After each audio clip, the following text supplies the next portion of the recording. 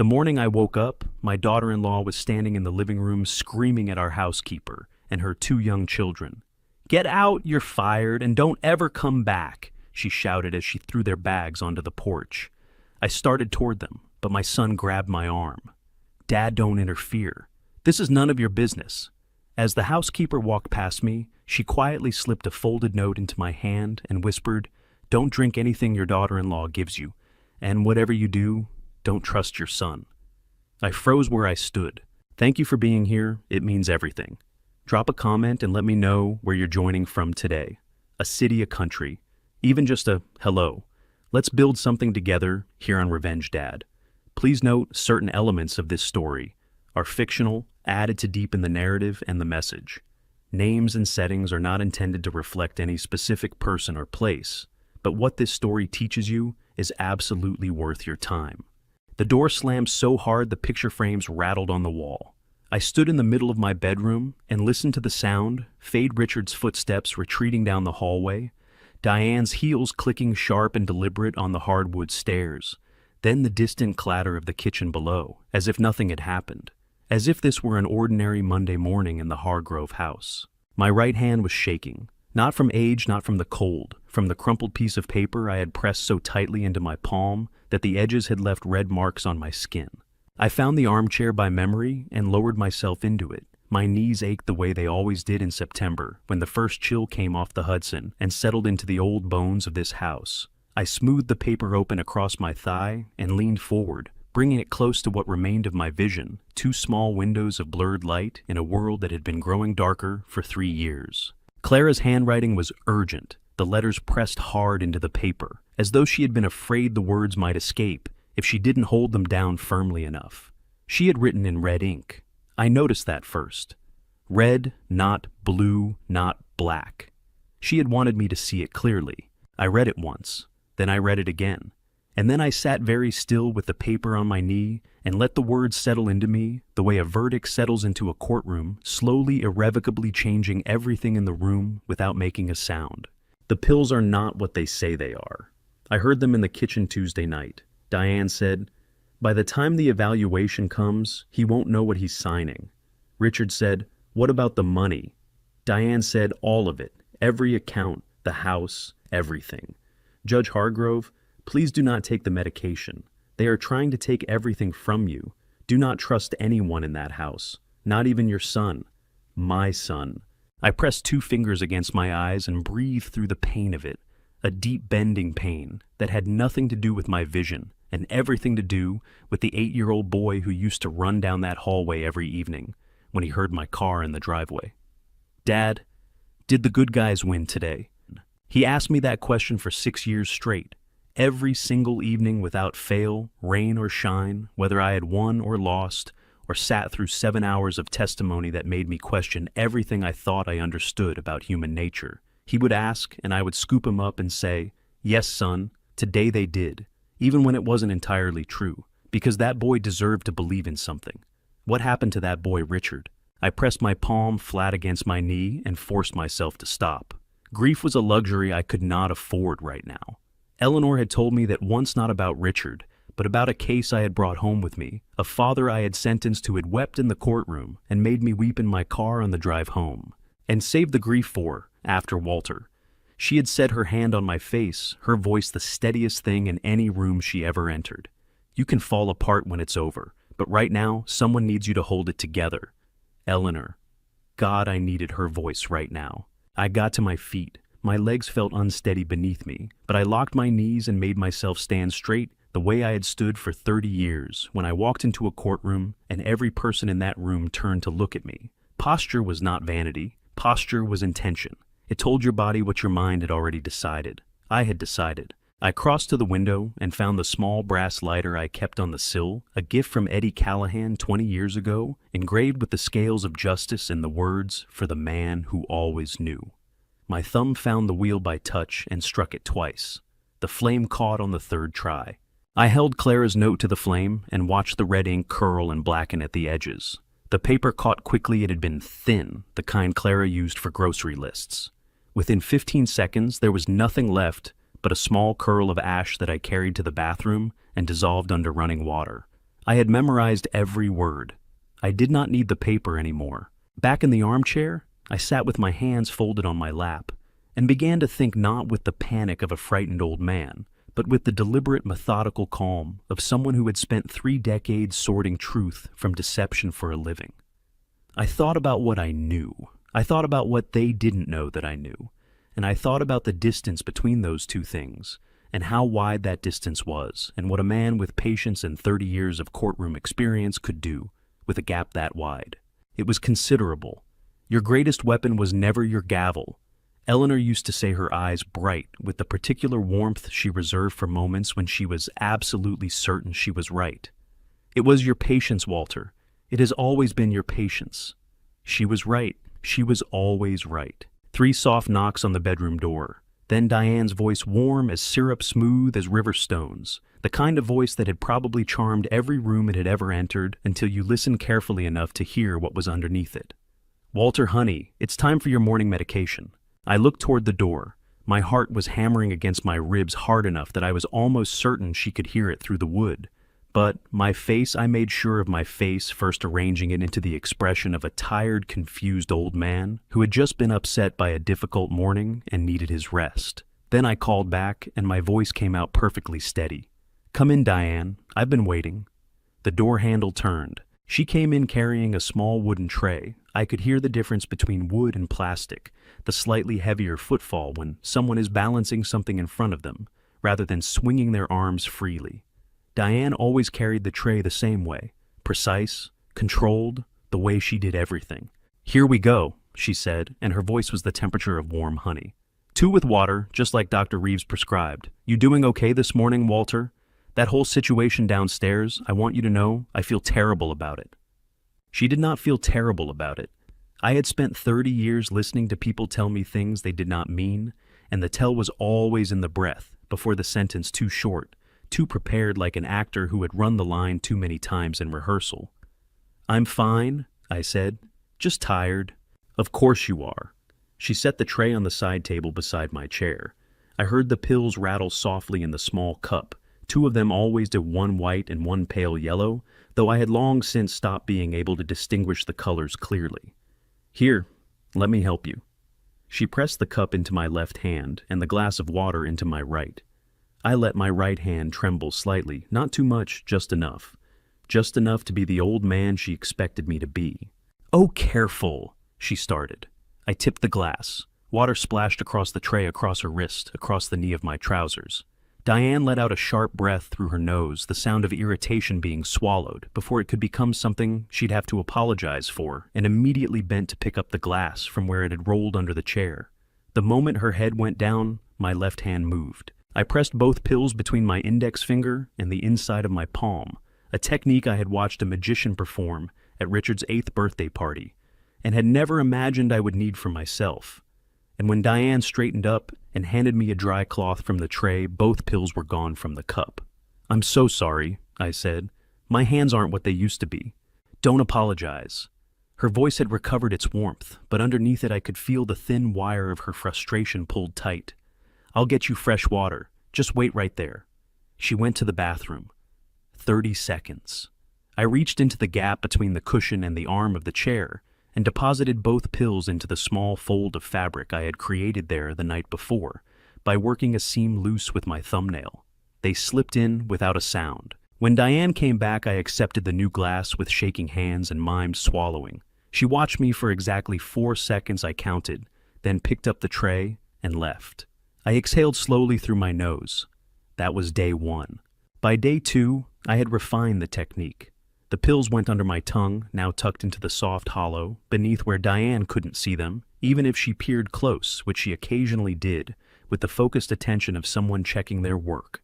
I would hold them there through the conversation, through whatever cheerful observations she made about the weather, or Richard's business calls, or the garden that nobody tended anymore, and the moment she turned for the door, I would transfer them to the fold of cloth in the chair. I was accumulating evidence, slowly pill by pill, the way a jury accumulates certainty, one fact at a time. Nothing dramatic, just the steady weight of things that cannot be explained away. On the afternoon of the second day, Tuesday, I heard something that changed the shape of everything. I had been sitting near the partially open door of my bedroom, which gave me a narrow channel of sound from the hallway, and if the acoustics cooperated from Richard's study, 1 floor below.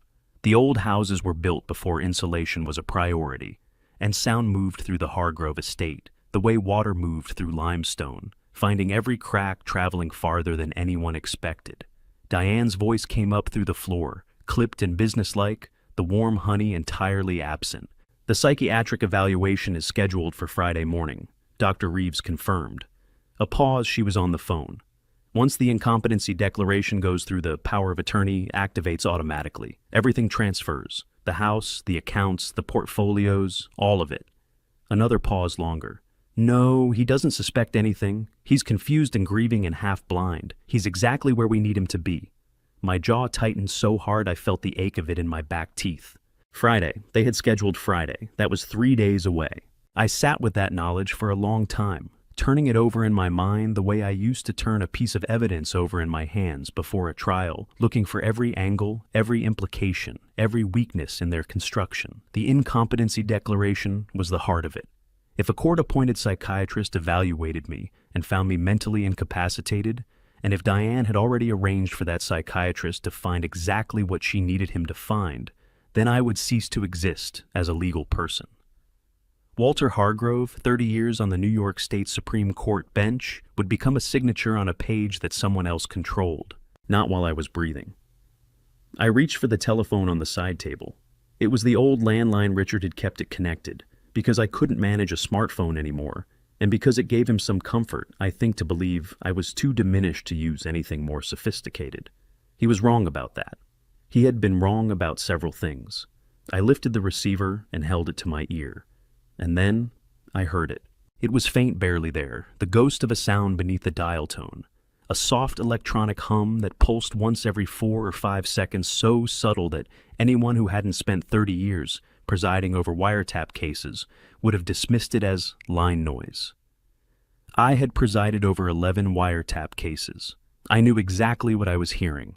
Richard had tapped the phone line, probably within the last week, probably the same week he had started watching me more carefully, timing his movements through the house to intersect with mine more often than a coincidence could explain. He thought I hadn't noticed. He thought I was too far gone to notice. I set the receiver back in its cradle very gently so it made no sound at all. Then I sat back in my chair, and for the first time since Sunday morning, since Eleanor's pillow still smelled faintly of lavender and the world still made a kind of sense, I smiled. Because Richard had just handed me something invaluable. He had told me without meaning to exactly how much he was afraid of me. And a man who was afraid of me was a man who could still be beaten. I would use that phone.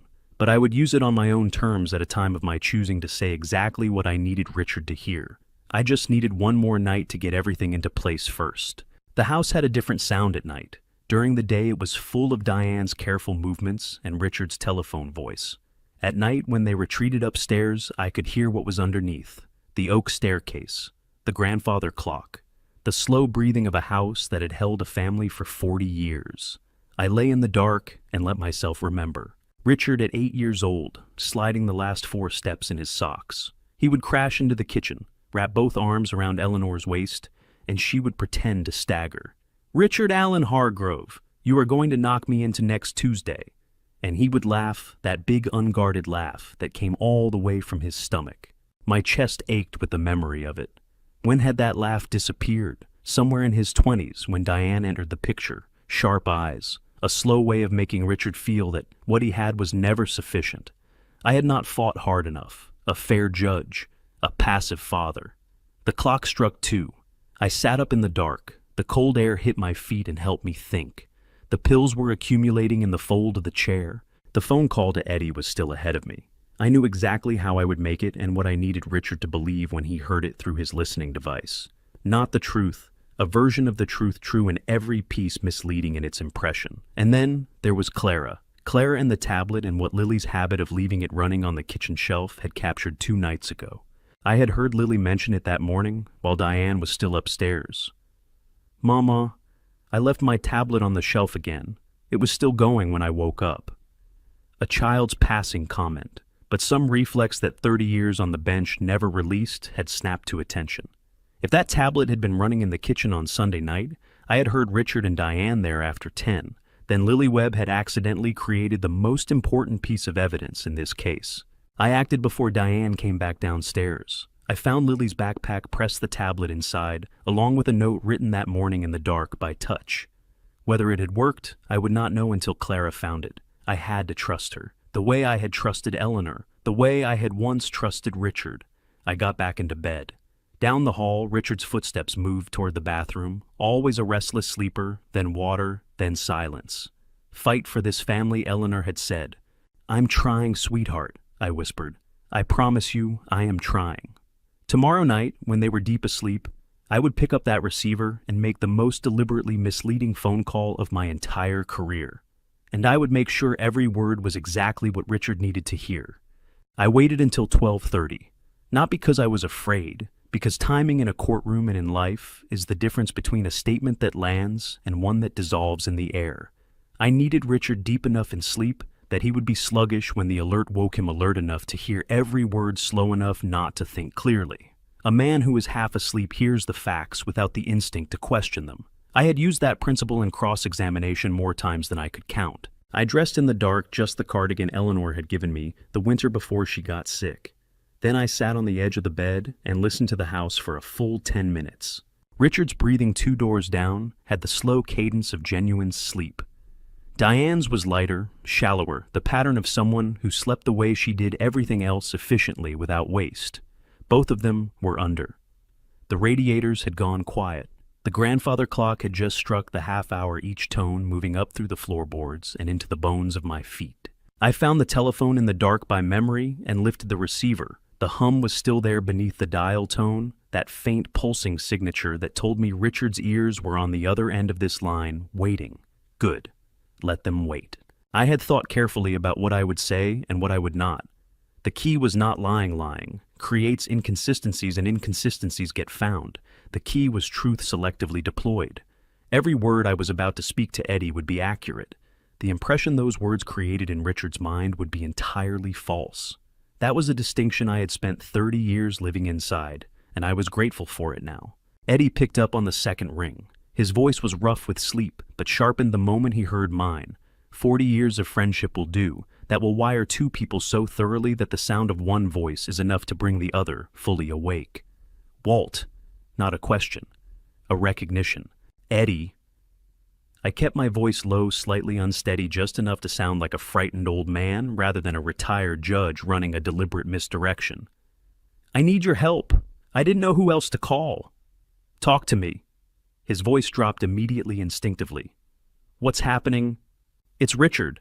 I let a long breath out through my nose, genuine enough because saying my son's name in this context still cost me something physical, something in the chest that no amount of strategic thinking could armor against. He and Diane have been, there's medication, Eddie, pills they've been giving me. I managed to keep some of them. They're in my desk drawer in the old aspirin tin. I need you to take them and get them tested. A pause. I could hear Eddie processing the sharp, practiced mind of a man who had argued federal cases for 30 years, running the implications, building the picture. Walter, are you telling me your son is... I'm telling you I need those pills tested, I said firmly. And I need you to come to the house, tomorrow if you can. I'll leave the study window unlatched. You remember the old catch on the left side, the one that never held properly? Come in through the garden. Walt, I can come tonight. Tomorrow, I said. Come tomorrow, and Eddie. I dropped my voice further, letting it shake just slightly. Be careful. Don't tell anyone you're coming. You have my word. Solid, warm. The voice of a man who had never once in 40 years broken a promise to me. I'll be there. I set the receiver down slowly. What I had just told Eddie was true in every particular. The pills had indeed been kept. The study window did indeed have a faulty catch on the left side. What I had not said, what I had communicated in the private shorthand that 40 years of friendship had built between us, was that none of those things were where they appeared to be. The aspirin tin had not been in the desk drawer since Thursday morning. It was sitting in Mrs. Edna Park's kitchen, on the other side of the back fence, wrapped in a white handkerchief, inside a brown paper envelope. And come through the garden window meant, in the language only Eddie would understand, the opposite of what it appeared: stay away from this house and wait for my instructions through another channel. Eddie had heard me say, "Come through the garden," exactly twice before, in 40 years. Both times it had meant the same thing: do not come at all. He would know. I was certain of it. In the room down the hall, I heard it the soft, urgent sound of bed springs, Diane's low voice, the creak of floorboards as Richard sat up in bed. The listening device had done exactly what I needed it to do. I sat very still and listened. Richard's voice came lower than his normal register, the voice he used when he was frightened and trying not to show it. Diane's response was clipped and immediate, the voice of someone who had already moved past the alarm and into the planning. They believed the pills were in my desk drawer. They believed Eddie was coming to the house tomorrow through the garden window. They believed I was a frightened, half-blind old man who had just made a desperate call without understanding that he was being monitored. They believed all of it. I set the phone down, pressed both palms flat against my thighs, and felt my heart hammering so hard I could hear it in my ears. My hands were trembling genuinely, not from performance, because even a man who has spent his life in courtrooms feels the full weight of a moment like this. I had just set something in motion that could not be unmade, but underneath the trembling was something else, something quieter and steadier than fear. I thought about Eleanor and the last thing she had asked me to promise. I thought about Clara alone with her children, in a motel room in Yonkers waiting. I thought about Eddie awake in Manhattan, turning over the meaning of "come through the garden" in that careful, precise mind of his. They were all doing their part. I had done mine. I was still standing. Tomorrow, Richard and Diane would discover the aspirin tin was gone. They would panic Diane in her cold, precise way, and Richard in his loud, unraveling way. And panicking people make mistakes, and mistakes leave evidence. And evidence was the only language I had ever fully trusted. I set the receiver back in its cradle with both hands so gently it made no sound at all. Then I sat in the dark and listened to the house breathe around me, and I did not move for a very long time. I was up at 5:15. The house was still breathing in its slow nighttime rhythm. Richard's deep, heavy sleep, Diane's lighter pattern, 2 beats behind his, the radiators clicking softly as the September pre-dawn pushed the temperature down another few degrees. I had learned to read this house by sound, the way a sailor reads weather by cloud formation. Right now, it was telling me I had at least 45 minutes before anyone stirred. I dressed by touch the dark corduroys I kept on the left hook, the gray wool sweater Eleanor had given me, the Christmas before she got sick, the heavy socks that I always wore in the garden, because the morning dew came up through the soles of ordinary shoes. I moved slowly, deliberately, making no sound that the floors didn't already make on their own. The envelope had been prepared 2 nights ago. I had done it in complete darkness, seated at my desk, with the drawer pulled open, working by memory and fingertip. The aspirin tin with its accumulated pills, 14 days of careful collection. Each one a small act of resistance went in, first wrapped in a handkerchief, so it wouldn't rattle. Then the single sheet of paper I had written by touch on my notepad, pressing hard enough that the letters would be legible, even if my spacing was imperfect. The name and precinct number of Detective Rosa Mendez, which I had committed to memory 3 years ago, after reading a profile of her in the Westchester Gazette, a piece about a fraud case she had cracked that reminded me in its methodical patience of the best work I had seen in my own courtroom. And beneath her name, 4 words: "She is already looking." Because I believe she was. The Taconic incident, whatever Richard was planning for Eddie, would not go unnoticed by someone like Mendez. I was counting on that. I folded the envelope once and pressed it flat, then slid it into the interior pocket of my old gardening jacket, which had been hanging on the hook by the back door since April. Nobody touched that jacket. It smelled like soil and old rubber, and 30 years of weekend mornings that Diane had no interest in. The back door opened without a sound. I had oiled the hinges myself 2 weeks ago, when I had first begun to understand what was coming. The garden hit me like a memory. Cool air, damp grass, the smell of the rose bushes Eleanor had planted along the eastern fence 20 years ago, and that I had kept alive through 3 years of grief and failing eyesight, through sheer stubborn habit. My cane found the flagstone path, and I followed it to the back fence, counting steps the way I always did. 14 to the first turn, 9 to the gate, 6 more to the gap in the boards, where the old cedar plank had never quite sat, flush. I did not need to knock. Edna Park had been watching for me. Walter Hargrove. She said, her voice barely above a whisper, but carrying all the warmth of a woman who had known me since the year Richard started kindergarten. I heard the soft scrape of her garden, clogs on the flagstones on her side of the fence. and then her fingers appeared through the gap, reaching for mine, with the matter-of-fact steadiness of someone who had decided well in advance that she was not going to make this harder than it needed to be. I pressed the envelope into her hands. "Clara Webb," I said quietly. "She's at the Yonkers Motor Inn off Central Avenue, room 114. She needs this today, Edna, before noon if you can manage it." "I'll be in my car in 20 minutes, Edna said, and her voice carried not a flicker of hesitation. This was what 75 years and a backbone like structural steel produced in a person, the complete absence of the kind of dithering that younger people mistook for caution. "Is there anything else in that envelope I should know about?" "There's a name," I said. "A detective. Clara will know what to do." Edna's fingers tightened briefly around mine, a firm, deliberate pressure that said everything her words didn't need to. She had been Eleanor's closest friend for 31 years. She had sat beside Eleanor's hospital bed for the last 4 days. She had brought food to my door every Monday for the 3 months after the funeral, leaving it on the step without knocking because she understood somehow that I could not manage conversation, but could manage eating if someone made it easy enough. "Eleanor would be very proud of you," she said. "You know that, don't you?" My throat closed around whatever I might have said in response. I pressed her hand once, released it, and turned back toward the house. I had taken 4 steps when Diane's voice came from above me, sharp and sudden through the morning air. "Walter." The second-floor window directly above the garden path. I could hear it open, the particular groan of the sash that I had been meaning to fix since 2019. "What are you doing outside this early?" I stopped walking, turned my face up toward her voice, arranged everything, my posture, my expression, the slight forward lean of a man who is cold and a little disoriented and thoroughly harmless. "Just getting some air," I called back, letting my voice come out thin and slightly vague the way it did when the medication was supposed to be affecting me. "The garden helps me think, Diane. Eleanor always said the roses smelled best in the morning." A pause. I could feel her studying me from above, calculating, measuring, deciding. "Come inside," she said finally, and her voice had recovered its warmth, though it fit poorly over the suspicion underneath. "Your breakfast is almost ready. You shouldn't be out in the cold." "I'll be right in," I said. I waited until I heard the window close. Then I exhaled a long, slow breath that fogged briefly in the cold morning air and dissolved, and I walked back to the house with my cane and my empty jacket pocket and the particular lightness of a man who has just moved his most important piece across the board. The envelope was gone.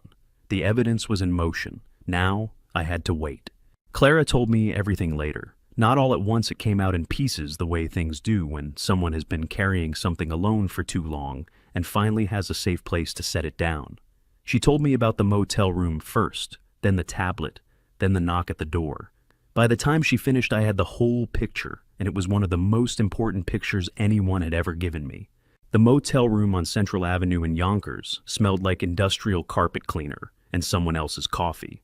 That was the first thing Clara noticed when they arrived, that particular combination of institutional cleanliness and other people's lives that settles into budget lodgings and never quite leaves.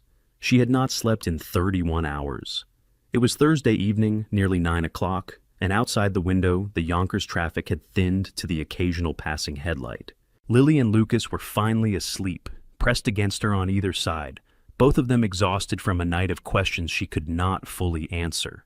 Why did we have to leave, Mama? Is Judge Walter okay? Can we go back? She had answered each one as honestly as she could manage, which was not very honestly at all, and eventually exhaustion had done what her words couldn't and pulled them both under. She was going through Lily's backpack for the 3rd time, looking for the child's inhaler, which had a habit of migrating to the bottom beneath everything else when her fingers closed around something that did not belong. The tablet. Small, the blue case scratched at the corners from months of being carried everywhere. And underneath it, folded into a tight square, a piece of paper and handwriting, she recognized immediately large, slightly uneven letters pressed deep into the page. The handwriting of a man writing by touch in the dark. Clara. The tablet. Check the recording from Tuesday night. Then, wait for Mrs. Park. W.H. I had written that note the morning of the incident, before Diane came back downstairs. I had found Lily's backpack in the hallway, pressed the tablet inside, along with the note, and hoped. That was all I could do at that point. Hope that Lily's habit of leaving things running on every surface she encountered had done what I suspected it had done. It had. Clara carried the tablet to the bathroom and sat on the edge of the tub with the door pulled mostly closed. One file. 47 minutes and 23 seconds. Timestamped Sunday at 10:58 p.m. She pressed play. The first thing she heard was the refrigerator hum, the deep familiar drone of my kitchen. Then the back door, footsteps on tile, the light switch. And then voices. Richard's first. The company can't absorb another month of this, Diane. We're talking about personal liability now. My personal liability. Diane's answer came immediately. Which is exactly why we move on the evaluation Friday. Once the incompetency declaration goes through, the power of attorney activates. Everything transfers: the house, the accounts, the investment portfolios. All of it more than covers what we owe. And if he fights it, then the medication takes care of that. By Friday, he won't be capable of fighting anything. A pause. Richard, look at me. We have worked too hard and waited too long to lose our nerve now. This is already done. We just have to finish it. Clara told me. She pressed her fist against her mouth so hard she felt her teeth through her knuckles. Her eyes burned and filled and spilled over, hot tears running down her face while she sat hunched over that sink, listening to 47 minutes of a plan to erase a man she had worked beside for 6 years. She was still crying when the knock came at the door. 3 soft taps, a pause, 2 more. Mrs. Park stood in the doorway in her driving coat, the brown envelope held out in both hands. She looked at Clara's face, and her own creased with pain. "Oh, sweetheart," she said, and her voice broke cleanly on the second word. "He planned all of this," Clara said. Her voice was wrecked raw at the edges.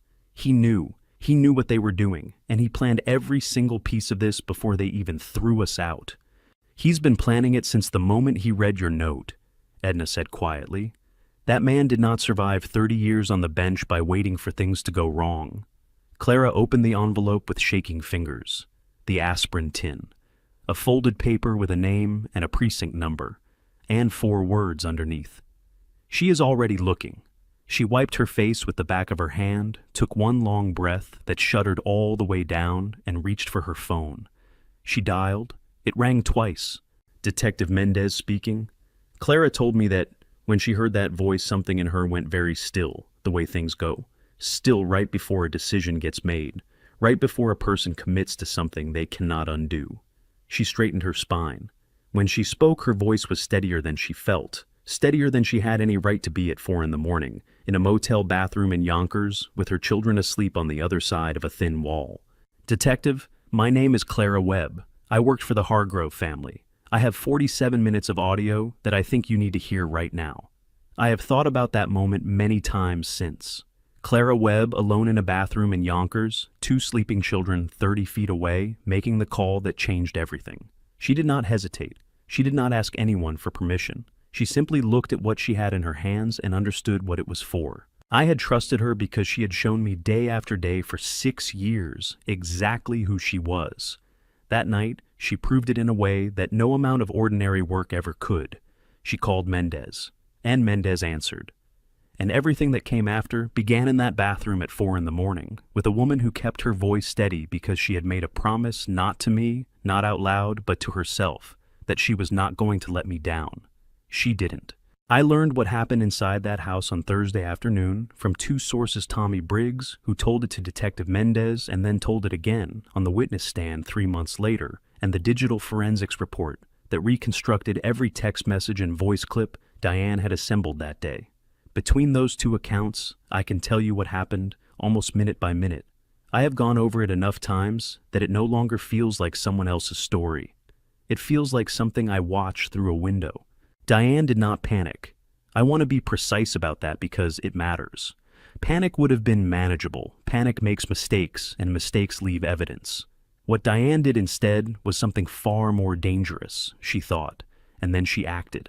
Richard had been pacing since 9 a.m. The phone call to Eddie had rattled him. Diane had played back the recording twice over breakfast, dissecting every word, and the more she listened, the less it fit the pattern she expected from a frightened old man. The pauses were wrong. The phrasing was too deliberate. "Something's off about that call," Richard said when Diane finally looked up from her laptop. "He said the pills were in the desk drawer. He said Eddie should come through the garden. But the way he said it, it was like he was reading from a script." It was, Diane said. Her voice was level, controlled.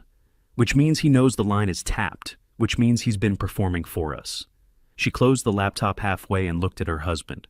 I need to check the study, tonight after he's asleep. If the aspirin tin is where he said it is, we have nothing to worry about. If it isn't, what if it isn't? Richard asked. She looked at him steadily. Then we move tomorrow. No more waiting. The way I would later think that a surgeon keeps a scalpel level, precision requires the complete absence of tremor. Which means he got something out of the house without us seeing it, probably through the park woman next door. She pushed the laptop aside and stood up from the desk.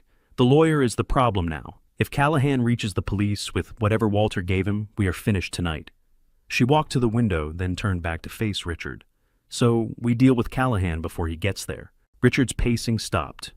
What do you mean deal with him? I mean, we make sure he doesn't arrive anywhere he's not supposed to arrive. She held out her hand. Give me your phone and sit down. She worked for 11 minutes. Richard watched her and did not speak. Tommy told Mendez that he could hear the silence from the hallway and that it was the kind of silence that felt occupied the silence of a room where something irreversible was being constructed. What Diane built the forensics report would later confirm was assembled from fragments of my end of the phone call the night before. Richard's listening device had captured every word I said to Eddie, and Diane had spent those 11 minutes cutting and rearranging my own voice into something I had never said. A text message from my cell phone which Richard had been monitoring remotely since June, reading Eddie change of plan. My old study. Tonight. Don't call first. And a 14-second voice clip assembled from my words, my voice saying, Eddie, a breath tonight, another breath come alone. The joins were imperfect, Tommy said, but plausible enough. Plausible enough for a 74-year-old man receiving a message from a friend he was already afraid for. She sent both simultaneously at 2:47 in the afternoon. He'll come, she said. Tommy appeared in the doorway at 3 o'clock, car keys already in hand. He was 32 years old, compact and quiet, with the kind of stillness that came not from peace but from long practice at making himself inconspicuous. He had driven for Richard for 4 years.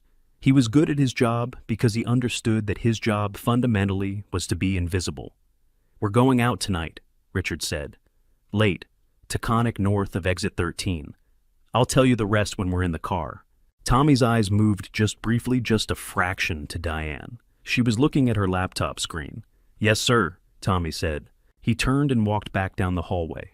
Neither Richard nor Diane saw the way his jaw tightened as he went, or the way his hand closed around his car keys hard enough that the teeth of them pressed white marks into his palm. Tommy told Mendez he had known in that moment, with the particular clarity that arrives when a person finally stops lying to himself, that the evening was not going to end in a way he could live with easily. He had told himself for weeks that Richard was all talk and desperation. Standing in that hallway listening to the sound of Diane's fingers on the keyboard, he understood that he had been wrong. He walked to his car. He did not go back inside. In Manhattan at 2:49, my old friend Eddie Callahan's phone lit up on his kitchen counter. He read the text. He listened to the voice clip twice, listened to what he believed was my voice saying words I had not said in a sequence I had not chosen.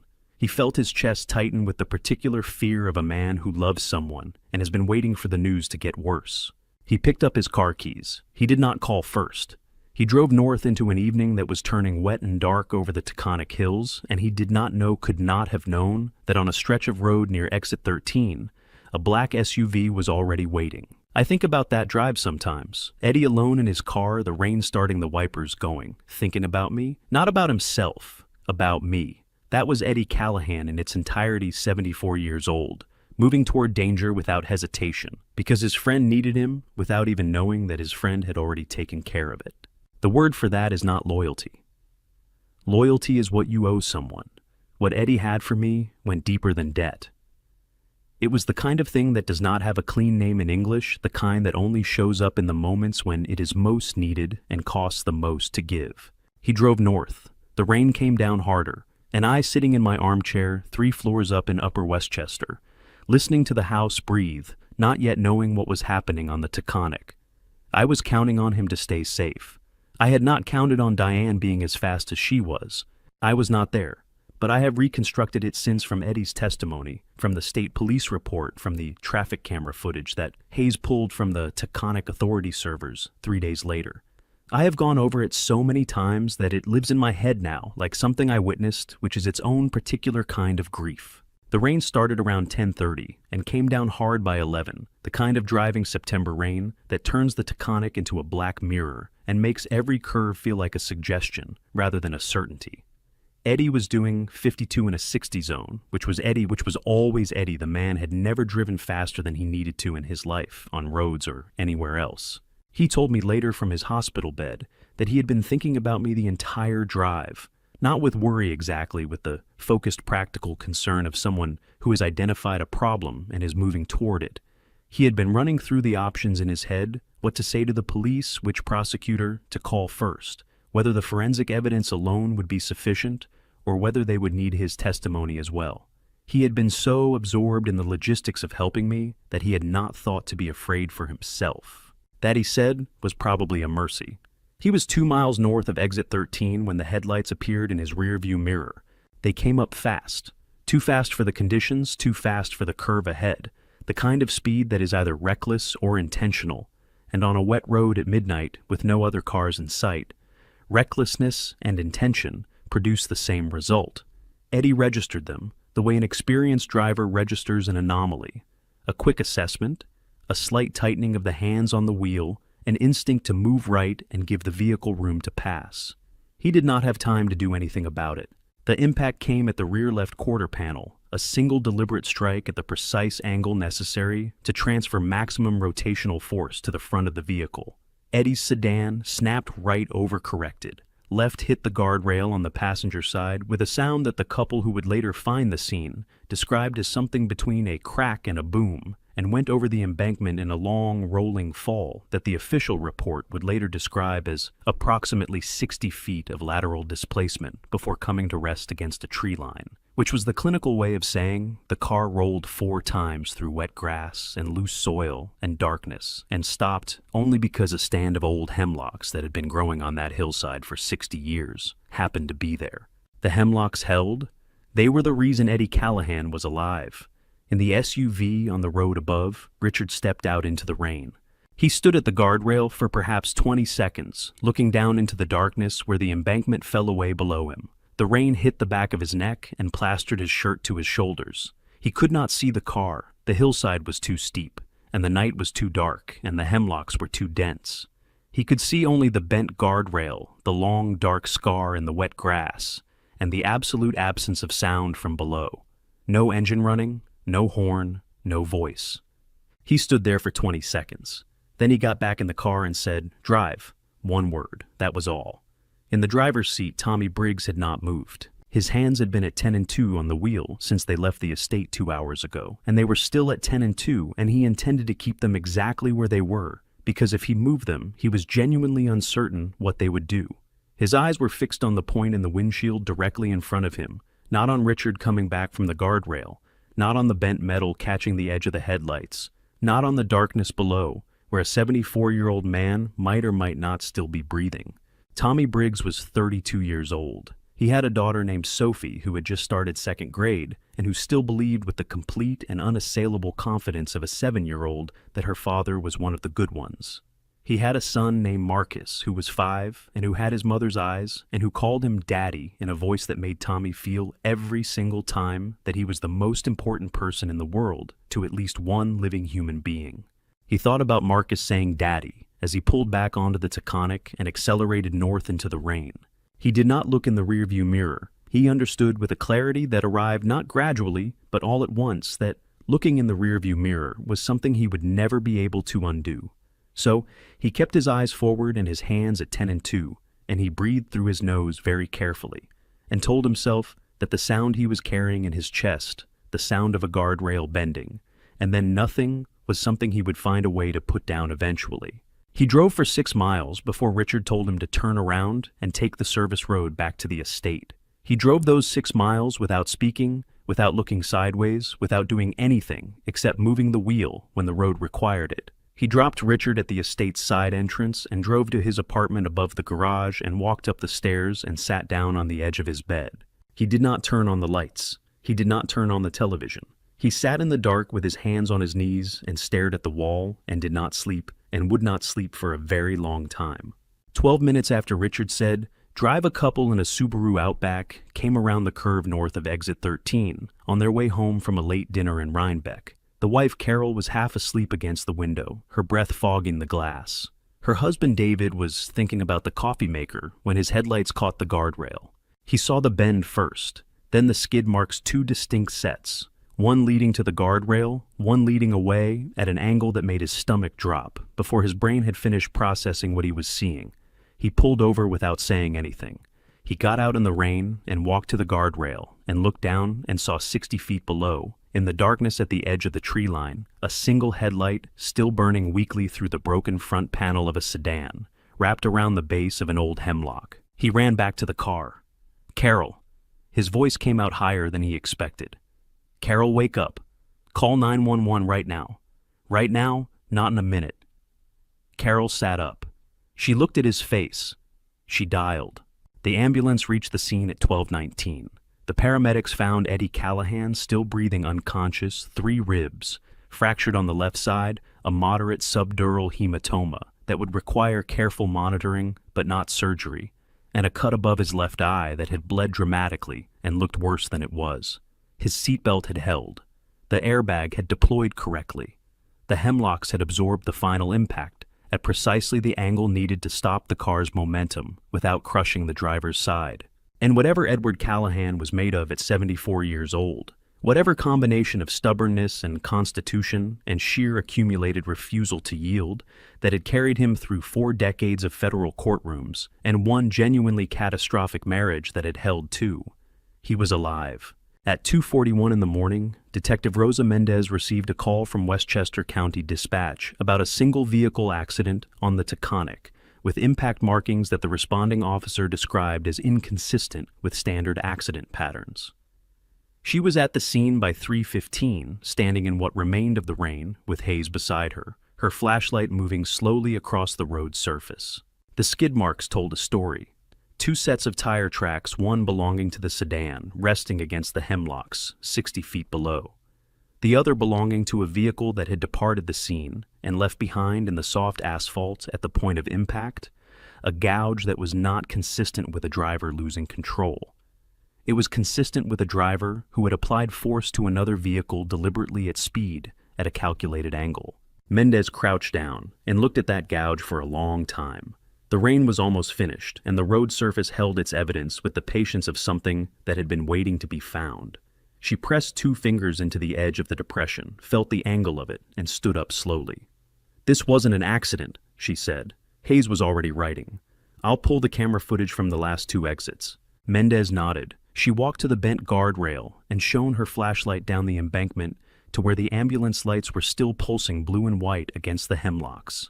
She stood there with the last of the rain hitting the back of her neck and reached into the pocket of the jacket the responding officer had retrieved from Eddie's passenger seat, removed before the paramedics loaded him onto the stretcher and unfolded the small piece of paper tucked inside the breast pocket, dry and intact, protected by whatever instinct had made an old man think to put it there before he drove into the dark alone.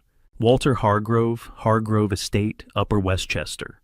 Call if anything happens to me. E.C." She read it twice, slowly both times. Then she looked at Hayes. "Get me everything on Walter Hargrove," she said. "Tonight, all of it." Hayes was already on his phone. That same Thursday night, while something I did not yet know about was happening on a rain-soaked stretch of the Taconic. 40 miles away, I lay in the dark and waited. Waiting had never been the hardest part of my work. In 30 years on the bench, I had waited through 10-day trials and 6-week deliberations, and the particular suspended agony of a verdict that everyone in the courtroom could feel coming, but nobody could yet name. I had learned to make waiting into something productive, a space for review, for refinement, for the kind of thinking that movement and noise and the pressure of other people's expectations tended to crowd out. But this was different. This was waiting without information. And that I was discovering at 72 years old was the one variety of patience I had never fully mastered. The rain was heavy against the windows, heavier than it had been all week, the kind of sustained downpour that made the old house sound like it was being gently and persistently applauded. I lay on my back with my hands folded on my chest and listened to it and tried to think clearly about what I knew and what I did not know and what the distance between those two things might cost me. I knew the pills were with Clara. I knew Clara had the tablet.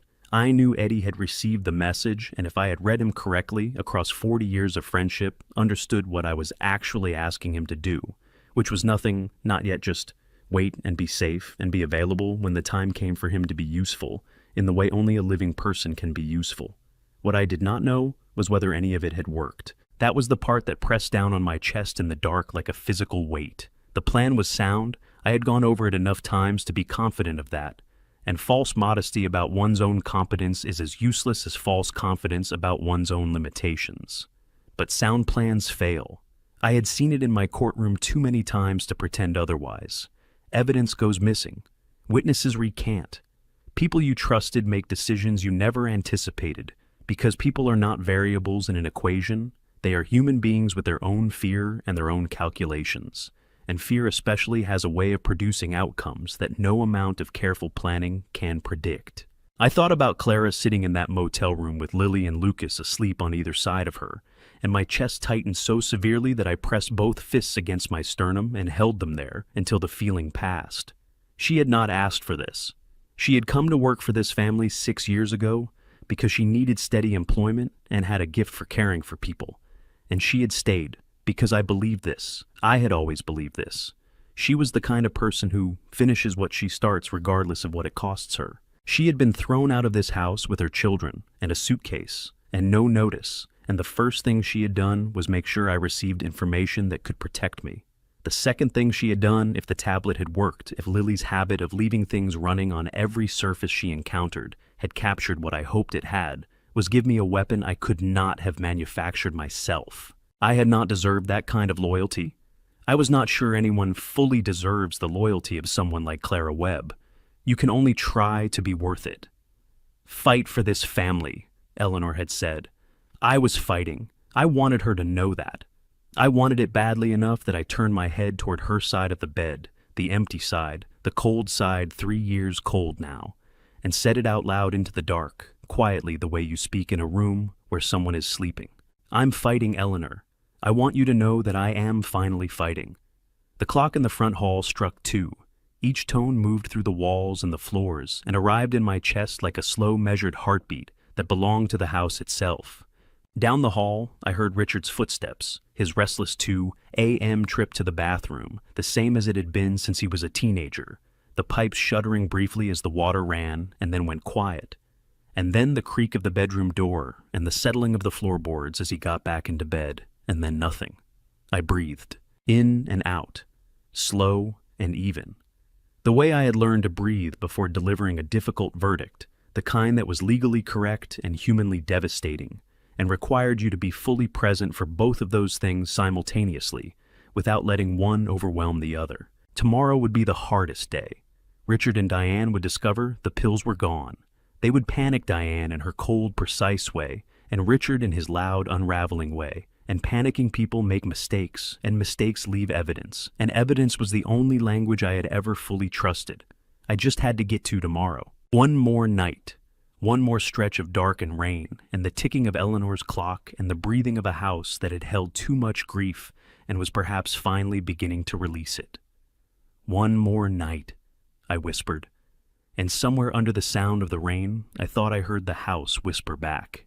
Eddie told me about waking up in pieces. Not all at once, not the sudden dramatic return to consciousness that people imagine when they picture someone surviving something like that. It came in layers, he said. The beeping first. Then the light too bright, too white, the particular quality of fluorescent light that exists nowhere on Earth except hospitals and certain government buildings. Then the weight on his chest, which he described as feeling like someone had parked a Buick on his left side and forgotten to move it before leaving. He told me this 6 days after it happened, sitting up in a hospital bed in Westchester Medical with 3 taped ribs and a bandage above his left eye, and the particular expression of a man who has had a great deal of time to think and has arrived at conclusions he is not entirely comfortable with. I sat beside him and listened, and did not say anything for a long time, because some things need to be told all the way through before the person telling them can breathe properly again. The first thing he saw when his eyes adjusted, he said, was a ceiling he did not recognize. White acoustic tile, a frosted light panel, a monitor to his left that was beeping at regular intervals in a tone he found deeply irritating, which he took as a good sign.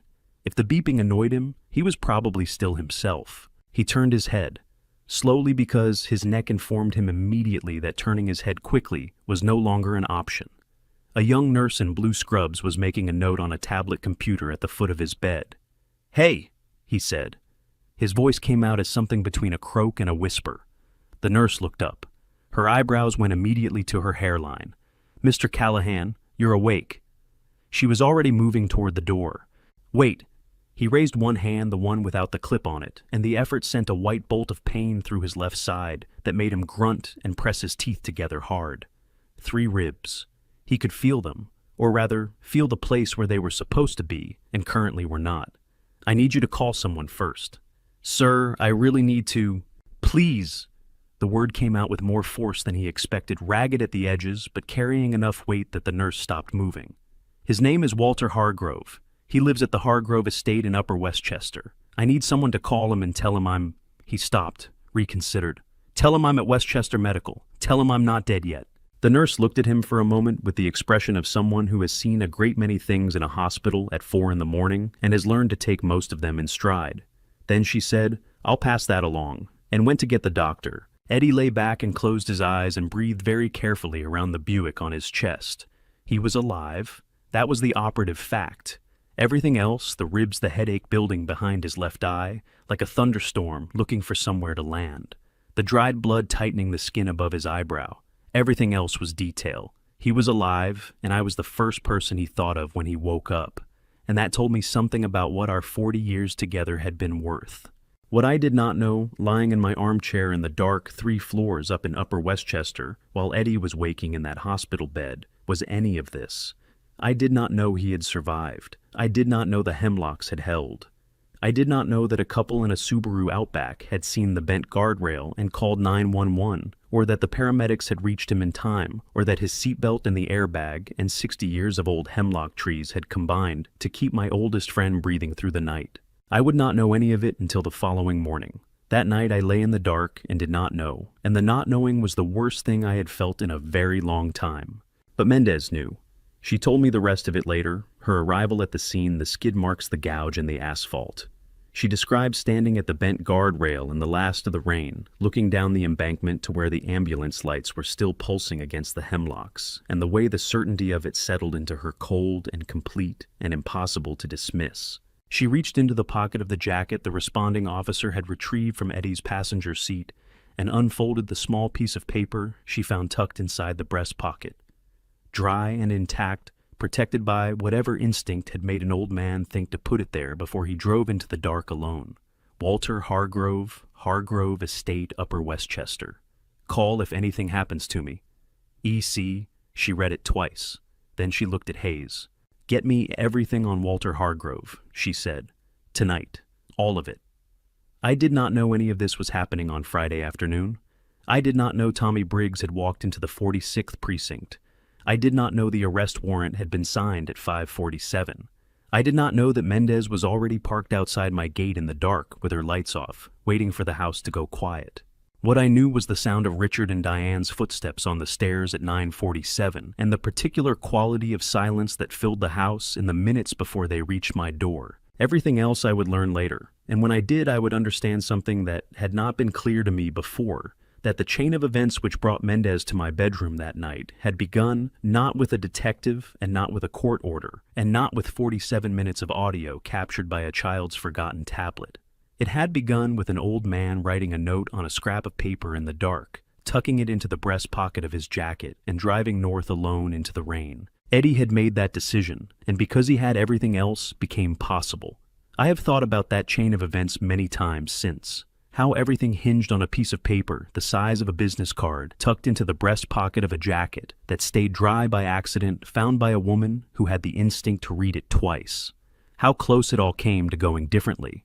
How many small things had to hold for the large thing to work. They held. All of them, they held. Clara told me about the diner on Jerome Avenue the same afternoon. She told me about the motel room sitting at my kitchen table 3 weeks after everything was over. Her hands wrapped around a mug of tea, Lily and Lucas doing their homework at the other end of the table, and the whole house finally quiet in a way it had not been quiet for a long time. She said the coffee was terrible. She said she had drunk 3 cups of it anyway because Mendez was already on her second, and Clara did not want to be the kind of person who complained about coffee when a detective was trying to save someone's life. I have thought about that detail many times since. The coffee. The way Clara noticed it and said nothing and drank it anyway. That was Clara Webb in miniature, the whole of who she was, compressed into a single small decision. Mendez had called her from the Taconic at 4 a.m, 2 minutes after reading the note in Eddie's pocket. Clara told me she had been awake. She had not slept at all that night, sitting on the edge of the motel bed in the dark, watching Lily and Lucas breathe, waiting for something she could not have named. When her phone rang and she saw an unknown number with a Westchester area code she knew. They met at 7:15 at the diner on Jerome Avenue, 2 blocks from the 46th precinct. Mendez was already there when Clara arrived, already on her second cup of the terrible coffee, her notebook open, her pen moving. She had the particular quality of someone who had been up all night and had decided somewhere around 3 a.m. that sleep was a problem to solve later. Clara sat down across from her. Lily and Lucas took the small table by the window with 2 hot chocolates and a shared order of pancakes. Clara told me that Lily kept looking over at her throughout the whole conversation, not anxiously but with the focused attention of a child who understands that something important is happening even if she cannot hear the words. Clara talked for 22 minutes without stopping. Mendez let her. She wrote everything down without interrupting, which Clara told me was one of the most reassuring things anyone had ever done for her. The simple act of listening, without redirecting, without summarizing, without hurrying toward a conclusion before the whole story had been told. When Clara finished, Mendez set her pen down. She pulled on a pair of nitrile gloves and opened the brown envelope Clara had brought, the one Mrs. Park had delivered the night before. The aspirin tin went immediately into an evidence bag labeled with the time and date and Mendez's badge number. Then Mendez plugged her department-issue earbuds into Clara's tablet and listened to the audio file. She did not move for 47 minutes. Clara told me she watched Mendez's face the entire time, not because she expected to see anything, but because she needed to watch something, needed to anchor herself to something external while she sat with the knowledge of what was on that recording. Mendez's face gave almost nothing away. It was a professional face trained over 15 years to receive information without telegraphing reaction. But at the 23rd minute, when Diane's voice said, "By next week he won't even know what he's signing," Clara saw something move across Mendez's expression, something that was not quite anger and not quite grief, but lived in the neighborhood of both. When it finished, Mendez removed the earbuds. She looked at Clara steadily. "I need to ask you something about this recording," she said, "and I need you to be honest with me, even if you think the answer is going to cause a problem." "Ask," Clara said. "Your daughter left this running accidentally. She didn't intend to record anyone." Mendez leaned forward slightly. "I need to be straight with you," Mendez said. "Under New York's eavesdropping statute, Penal Law Section 250, a recording made without the knowledge of any party to the conversation cannot be introduced as direct evidence at a criminal trial. The defense will argue that. We won't fight them on it." Clara's jaw tightened. "But it's real. Every word on that file actually happened. It's completely real, and it's going to do exactly what it needs to do, just not inside a courtroom." Mendez leaned forward. "This recording gives us probable cause. That means I can go to a judge tonight, lay out what's on this file, and walk out with an arrest warrant. It also means that when I sit down with Richard's driver, whoever drove that car on the Taconic, I can put this recording on the table and make very clear that we already know what happened and we already know who was in the vehicle. A person facing serious charges has a strong incentive to tell the truth when they understand the alternative." She sat back. "This file is not the evidence that convicts them. It's the key that unlocks the person who does. And that person's testimony given under oath, corroborated by the pills, the forged prescriptions, and the forensic lab, is what a jury hears." Clara exhaled long and shaking. "So it counts." "It counts," Mendez said. "Just not the way you're imagining. It counts because without it, we have nothing to pressure anyone with. With it, everything else becomes possible." She called Dr. Okafor at 7:45. He picked up on the second ring he had been awake, Clara told me, expecting the call. His voice carried the measured fury of a physician whose professional integrity had been used as a weapon against a patient in his care. His medication was changed twice in the past 6 weeks, Dr. Okafor said. Both changes were submitted on letterhead, with my signature. I did not authorize either change. I did not sign either document. Someone forged my signature on a prescription modification and used it to alter the medication being administered to my patient. I'll need a formal statement, Mendez said. I'll be at your precinct at 9 o'clock, he said, and hung up. The forensic lab called at 11:43 with preliminary results. Hayes brought Mendez the notes. She read them standing in the middle of the diner, one hand braced on the back of Clara's booth, the breakfast rush washing around her like she was not there. Compound A, lorazepam dosage 4 milligrams, consistent with prescription label. Compound B, unidentified, the benzodiazepine variant dosage, approximately 8 milligrams. Not consistent with any label on file. Long-term administration at this level would produce significant cognitive impairment in an elderly patient. She set the paper down in front of Clara. Clara read it. Her eyes filled immediately, not the slow, dignified kind, but the sudden flooding kind that happens when confirmation arrives after a long period of terrible suspicion. She pressed both hands over her mouth, and her shoulders shook once hard, and then she pulled herself back with an effort that Clara described to me as one of the hardest things she had ever done. He knew, Clara said, her voice muffled behind her hands. He knew what they were doing to him, and he planned all of it anyway, and he never once, she stopped, breathed. He never let them see that he knew. No, Mendez said quietly. He didn't. She looked at Hayes. Hayes was already on his phone. Get me the DA, she said, and tell them we're going to need an arrest warrant. 2 names. From the table by the window, Lily Webb looked up from her pancakes and watched her mother cry and cross the diner without being asked, and put both arms around Clara's neck and held on with the total uncomplicated commitment that only an 8-year-old can manage. Lucas followed 30 seconds behind, as he always did, and pressed his face against his mother's arm. Mendez watched them. She told me later, when I asked her what she remembered most about that morning, that it was not the recording or the lab results or the arrest warrant. It was that. A woman and her 2 children in a booth in a diner on Jerome Avenue, holding on to each other in the particular way that people hold on when they have been afraid for a long time and can finally, for the first time, feel the fear beginning to loosen its grip. She said it was the reason she had done this work for 15 years. Not the cases, not the convictions. Moments like that one. I believe her. 47 minutes and 23 seconds. I know the exact duration of that recording because Mendez told me, and because the forensic audio technician's report, which Mendez gave me a copy of 3 months later after the trial was over, and there was no longer any reason to keep it from me, listed the runtime in the second line of its findings, right below the timestamp and right above the conclusion that the file was original, unedited, and entirely authentic. I have read that report many times.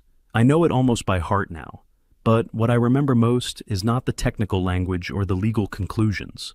What I remember is what Mendez told me about the woman who authenticated it. She had been doing forensic audio work for 11 years, Mendez said. She had processed recordings of every conceivable kind, intercepted communications, body cam footage, accidentally preserved conversations that their subjects would have given anything to take back. She had developed over those 11 years a professional detachment that allowed her to process content without letting it penetrate too deeply. This one penetrated. She flagged it at the 23rd minute and called Mendez directly, rather than going through the standard report chain. When she read the relevant passage aloud by next week, he won't even know what he's signing. She stopped for exactly 1 second longer than she needed to before continuing. Some things, Mendez told me, penetrate no matter how long you have been doing the job.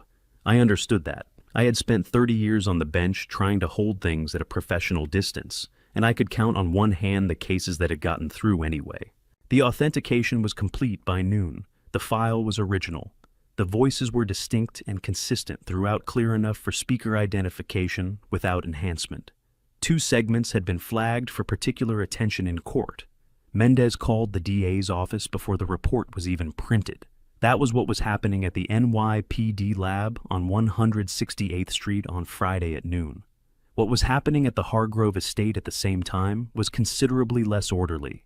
I was in my armchair by the window when I heard Diane on the stairs. Not the precise measured pace she usually kept, something faster, something with an edge to it that I had not heard in her footsteps before.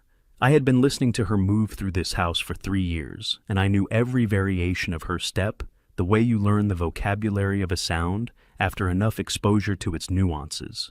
The edge I heard now was not anger. It was something colder than anger. It was the sound of a person who has just discovered that the board they have been standing on is not as solid as they believed. She came into the room without knocking. She went directly to the desk without speaking. I heard the combination being entered on the safe, 6 digits, the same sequence she had used since she first obtained it 4 months ago. Through a combination of patience and the kind of methodical attention to detail that would have made her an excellent attorney under different circumstances. The safe opened, I heard the mechanism release. And then I heard nothing. No rustle of papers, no sound of folders being moved or documents being shifted. Just the particular silence of a space that is empty when it should not be. She stood in front of that open safe for a long time. I counted her breaths, slow controlled, the breathing of someone who has trained herself to regulate her responses and is working very hard at that training right now. I counted 11 breaths before she moved again. She searched the study first, then the bedroom. She opened drawers and closed them, moved things and replaced them, checked locations that I would have used if I had been hiding something, and several that I would not. She was thorough, she was fast, and she found nothing because there was nothing to find. Everything that had mattered had left this house on Thursday morning through a gap in the back fence in the hands of a woman who had driven it to Yonkers before 8 o'clock. Finally, she stopped. I heard her footsteps come to a halt 6 feet in front of my chair. I could feel her looking at me, that particular quality of focused attention that has a physical weight to it that you can feel on your skin, even when you cannot see the eyes doing the looking. "Where are they, Walter?" I had been waiting for that question since Thursday morning. I had imagined it many times, the exact words she would use, the tone she would use to say them, the way she would stand when she said them. The reality was quieter than I had imagined, less theatrical. Just a woman standing in a room asking a question and knowing before she finished asking it that she was not going to get an answer. I said nothing. I simply turned my face toward her voice in the way I had of orienting myself toward sound, and I let the silence answer for me. And then I did something I had not planned to do, something that happened before I could stop it, before the part of me that had been controlling every reaction and every expression and every breath for 5 days could intervene. I smiled, not a performance, not a calculated gesture, just a smile, the kind that comes when something you have been working toward for a very long time is finally irrevocably in motion, the kind that you cannot entirely suppress even when you know it is being watched. Diane saw it. I know she saw it because I felt the quality of the air in the room change, a shift so slight that a person without my years of compensatory attention might not have registered it, but I felt it with complete clarity. Something in her went very still in the way that things go still right before they accelerate. She did not say anything else. She walked out of the room and pulled the door closed behind her and stood in the hallway. I could hear her breathing through the door, and then I heard her phone come out of her pocket and the sound of a number being dialed. "Richard," she said, her voice dropping to something just above a whisper. "Everything's gone. He moved everything." A pause. "We do it tonight. No more waiting. Tonight." I sat in my chair after she left and let the smile fade. I had 13 minutes before Mendez arrived. I had one conversation still ahead of me, the most important one, and I needed to be ready for it. I folded my hands in my lap. I breathed slowly.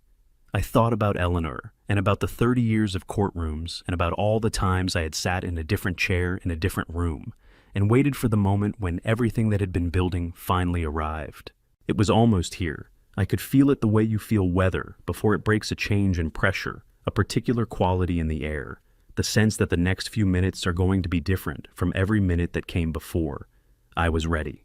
Before I reveal what Walter said when they finally came through that door, comment "justice" below and let me know you're still here. Because what happens in the next few minutes will stay with you for a long time. One thing worth noting, portions of this story are fictional, shaped carefully around a lesson that I hope speaks to something real in your life. If this isn't the content for you, this is your moment to step away gracefully. They came at 9:47. I heard them on the stairs. Two sets of footsteps, Richard's heavier tread, and Diane's precise, measured pace behind him, the combination of sounds I had been listening for since sundown. I had been sitting in my armchair for 3 hours, dressed hands folded, waiting with a particular quality of stillness that 30 years on the bench had built into my bones. Waiting was not passive. Waiting done correctly was the most active thing a person could do. I had used those 3 hours well. I had gone over everything in my mind, every piece, every person, every moving part of what I had set in motion over the past 5 days, the way a pilot runs through a checklist before takeoff. Not because he doubts the plane, but because the stakes are too high to leave anything to assumption. The pills were at the forensic lab on 168th Street. The audio file had been authenticated. Eddie was alive in Westchester Medical. Tommy Briggs had walked into the 46th precinct at 4:30 in the afternoon and told the truth. The arrest warrant had been signed at 5:47. Mendez was outside. She had been outside since 9:30, parked just beyond the gate with her lights off. She had told Clara that afternoon that she would move at 10 o'clock, whether she heard anything or not. Clara had gotten word to me through Mrs. Park, who had slipped a note under the garden gate just before sundown. 3 words in Edna's handwriting: 10 o'clock. Ready. It was 9:47. I had 13 minutes. The door flew open hard enough to hit the wall. Richard came in first. His face was flushed and tight the way it got when he had been working himself up to something for hours and had finally crossed the threshold between intention and action. I could not see his face clearly. My vision had narrowed to shadows and shapes and the vague geometry of people moving in a lit room. But I had known Richard's face for 44 years, and I knew what flushed and tight felt like in a room, even when I could not fully see it. The energy of him was different tonight. Coarser, more desperate, the energy of a man who has run out of the kind of options that feel clean. He was carrying something in his right hand. I heard it before I could identify it, a faint electronic whine, and then the sharp crack of it hitting the surface of my bed, hard, deliberately. Eddie's phone. Cracked screen, dark the SIM card slot, hanging open where someone had forced it. My stomach dropped. Not because of what the phone meant about Eddie. I knew Eddie was alive. I had known since Clara's message that morning, but because of what Richard's face looked like when he threw it. Because of what it told me about how far he had traveled from the boy who had once run down the hallway to ask me if the good guys won. Your old friend had a very unfortunate accident on the Taconic last night, Dad. Richard's voice was shaking, not with grief, with the particular vibration of a man who has done something he cannot take back and has not yet decided how to carry it. Every word came out slightly too fast, slightly too tight, pressed through a constriction in his throat that had not been there a week ago. Nobody's coming to help you. Nobody even knows where you are. My chest seized, not from fear from the sound of my son's voice saying those words, from the recognition that the 8-year-old who had asked me if the good guys won had grown into a man who could stand in his father's bedroom and say nobody's coming with that particular combination of threat and desperation. The grief of it moved through me like something physical, a wave that started in my sternum and spread outward to my hands, which I kept absolutely still on my lap through an effort of will that cost me more than anything I had done all week. I kept my hands still. I kept my face where it needed to be. Diane moved past Richard to the desk and spread the documents across it with the efficiency of someone who has rehearsed this moment many times, 3 pages paper clipped, with 2 lines flagged in yellow at the bottom of each page. She set a pen on top of the stack with a small, precise click and then turned to face me. Her posture was immaculate. Her expression was controlled. She looked like a woman conducting a routine business meeting rather than standing in her father-in-law's bedroom at 10 o'clock at night, having just helped arrange the serious injury of a 74-year-old man on a rain-soaked highway. "Assign all 3 pages tonight, Walter," she said. "Every flagged line, and then this is over and we all move forward. And if I don't..." My voice came out steadier than I had any right to expect. Diane tilted her head slightly. "Then tomorrow morning, the people who find you will assume that a confused, grieving, partially blind old man wandered out of his room in the dark and fell down the stairs. These things happen, Walter, especially to people who can't see where they're going." The words landed in my chest like stones dropping into still water. I felt the ripples moving outward, the fear real and physical and entirely genuine moving through me like cold water rising. I let myself feel it. Because the alternative was pretending I was made of something I was not, and I had never been that kind of man. A shaking hand was not a reason to stop. It never had been. I looked toward Richard's voice, toward my son. I could see him only in outline, a tall shape standing 3 feet from my chair's shoulders, forward, the posture of someone who has been holding tension in his body for so long, he has forgotten what it feels like without it. "Richard," I said, "do you remember what you asked me when you were 8 years old, after you broke your mother's favorite vase and tried to tell me the cat had done it?" Something moved in him. I felt it rather than saw it, a shift, a flinch, the involuntary physical response to a memory arriving unexpectedly in a moment when you are not braced for it. "You asked me, Dad, how did you always know?" I let a moment pass, let the memory sit in the room between us where we both had to look at it. The kitchen, the afternoon light, the ceramic pieces on the tile floor, the cat on the windowsill, with the supreme indifference of a creature that understood it was being framed and found the whole enterprise beneath its dignity. "Because guilty people always move too fast, son. That's what I told you." I tilted my head slightly in his direction. "You have moved very fast this week, Richard." Richard made a sound, not quite a word, something caught between irritation and something older and more complicated, something that had the texture of pain that has been sitting in a person for a very long time without being addressed.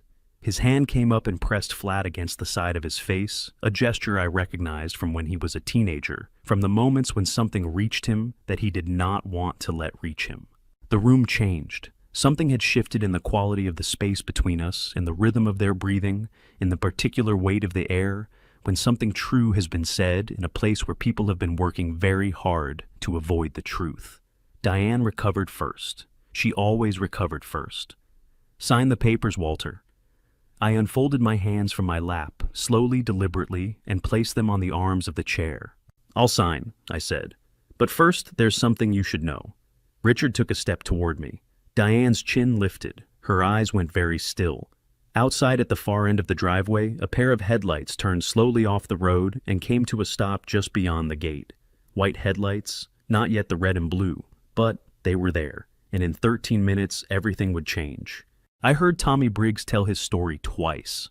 The first time was from Mendez, who described it to me the evening after everything was over, sitting in my living room with a cup of coffee she did not touch, walking me through the afternoon, hour by hour. The second time was in court 3 months later, where Tommy sat in the witness box in a gray suit and told it again from the beginning, in the same flat, careful voice, without embellishment and without evasion.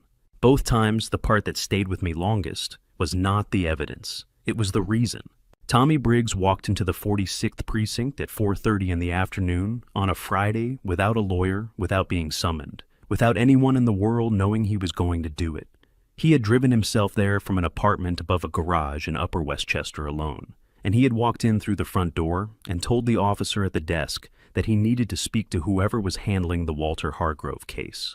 Mendez told me he looked exactly like a man who had not slept, which he hadn't not since the Taconic, not since the sound of a guardrail bending and the silence that came after it. She said he sat down in interview room 3, put his hands flat on the table, and looked at her with a particular expression of a person who has made a decision they cannot take back and has arrived at a kind of peace with that. She sat across from him. She opened her notebook. She looked at him steadily. "Mr. Briggs," she said, "you asked for immunity." "I want to cooperate fully," Tommy said. "Whatever that means in terms of what happens to me, I'll deal with it, but I want to cooperate fully." She looked at him for a moment. "Start from the beginning." So he did. He told her about the surveillance, 3 weeks of following Eddie Callahan's routine reporting, back to Richard, logging the times and routes and habits of a 74-year-old retired lawyer who had no idea anyone was watching him. I listened to this part in court and felt something move through me that I did not have a clean name for. Not anger exactly, not grief exactly. Something that was both and neither.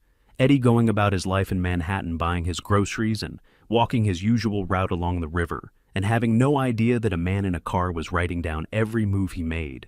Eddie, who had done nothing except be my friend for 40 years. Tommy told her about the night of the Taconic, the route Richard had planned, the instruction to wait at exit 13, the moment the headlights came around the curve. He put his phone on the table and slid it toward Hayes, who bagged it immediately, 12 screenshots of text messages from Richard, laying out the surveillance schedule, the route plan, the instruction to keep this between us. "Tommy, you understand me? This is between us." When he finished describing the Taconic, Mendez asked him the question I most wanted answered. "Why are you here, Mr. Briggs? No one came looking for you." Tommy was quiet for a moment. In court, I watched him sit with that question. Not the silence of someone who did not have an answer, but the silence of someone locating the honest one among the available options. It was a silence I recognized. I had watched witnesses sit in that silence for 30 years. "I heard on the radio this morning," he said finally. 6:15, the old man survived." He stopped, pressed his lips together hard. Then, "I've got 2 kids, 5 and 7. He looked at the table. "Sophie just started 2nd grade. Marcus has his mother's eyes." He exhaled a long, unsteady breath that had been sitting in his chest since Thursday night. I kept telling myself it wasn't going to go that far, that Richard was all talk and desperation, and it wouldn't actually. He stopped again. And then it did. "When did you decide to come in?" Mendez asked. "When I heard on the radio the old man was still alive." He looked up at her. "I figured if he could survive that, the least I could do was survive telling the truth about it." In court, when Tommy said those words, I heard Clara make a small sound beside me. Not quite a sob, something quieter than that. Something that she pressed quickly behind her hand. I reached over and covered her hand with mine, and neither of us said anything. The immunity agreement took 40 minutes to draft. Not full immunity. Tommy would face charges related to the surveillance and reduced charges in connection with the Taconic incident and 18 months of probation, but he would not go to prison. In exchange, the state received his full cooperation, his testimony, and 12 screenshots that laid out Richard's intentions in his own words. The arrest warrant was signed at 5:47 in the afternoon. Mendez called Clara. "We're moving tonight. Is Walter safe for now?" Clara's voice was tight and controlled. "For now. But, Detective, please hurry." Mendez looked at her watch. 5:52. She looked at Hayes. "We wait until dark. I want them inside when we go in." I did not know any of this was happening at 5:47 on Friday afternoon.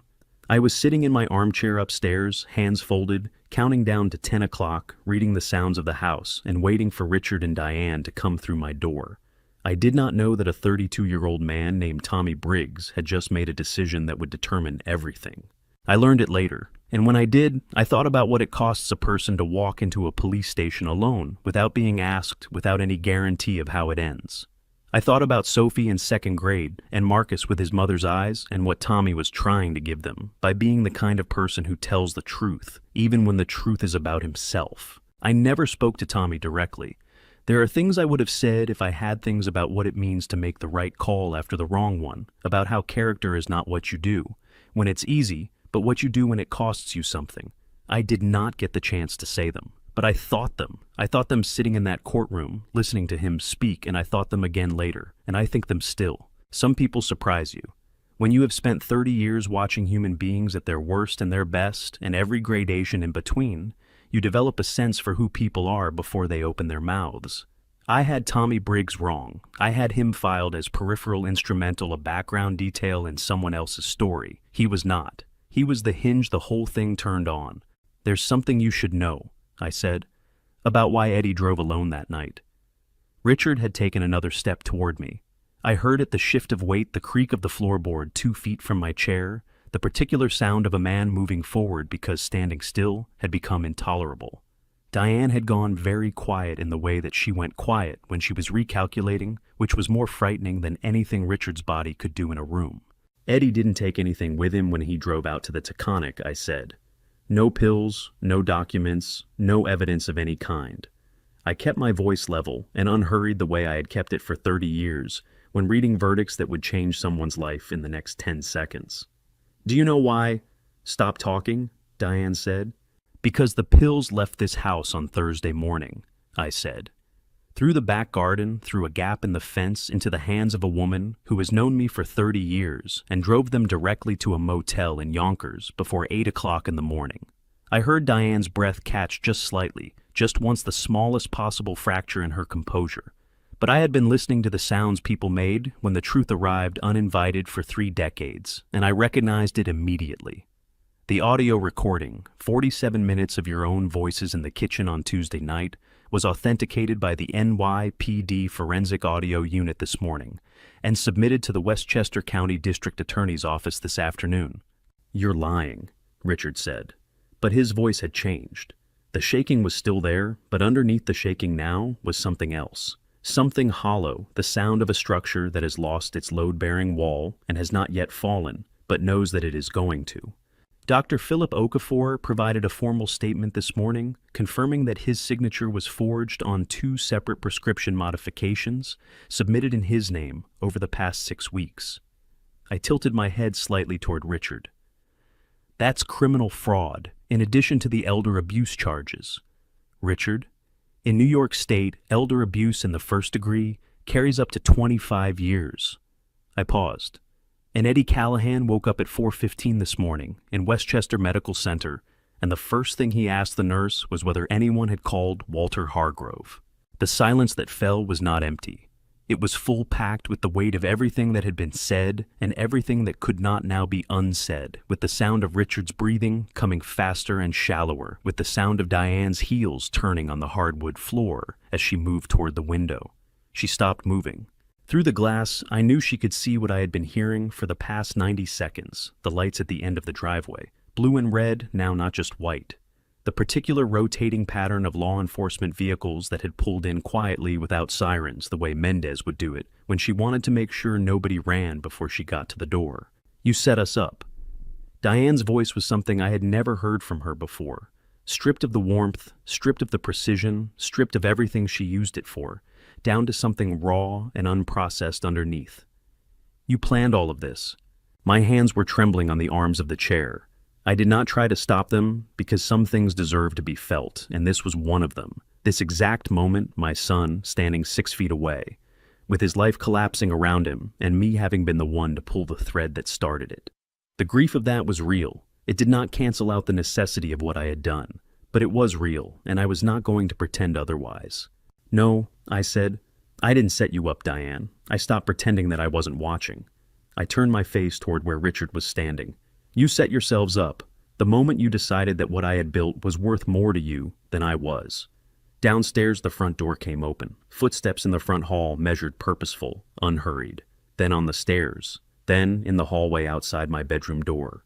Richard made a sound, low and broken from somewhere deep in his chest. Not a word, not quite a sob. Something between the two that had no name I knew of. His knees hit the floor beside my chair, so suddenly that I felt the vibration of it through the legs of the armchair, and his hands came up and gripped the arm of it, and his head went forward and he wept. Not quietly, not with dignity. With the total ungoverned desperation of a man who has run out of every other option and discovered too late that this was where it ended. "Dad!" His voice was completely wrecked. "Dad, I'm so sorry. I'm so sorry it wasn't supposed to." I put my hand over his on the arm of the chair. I felt his fingers shaking under my palm, felt the full physical force of what was moving through him, and I held on.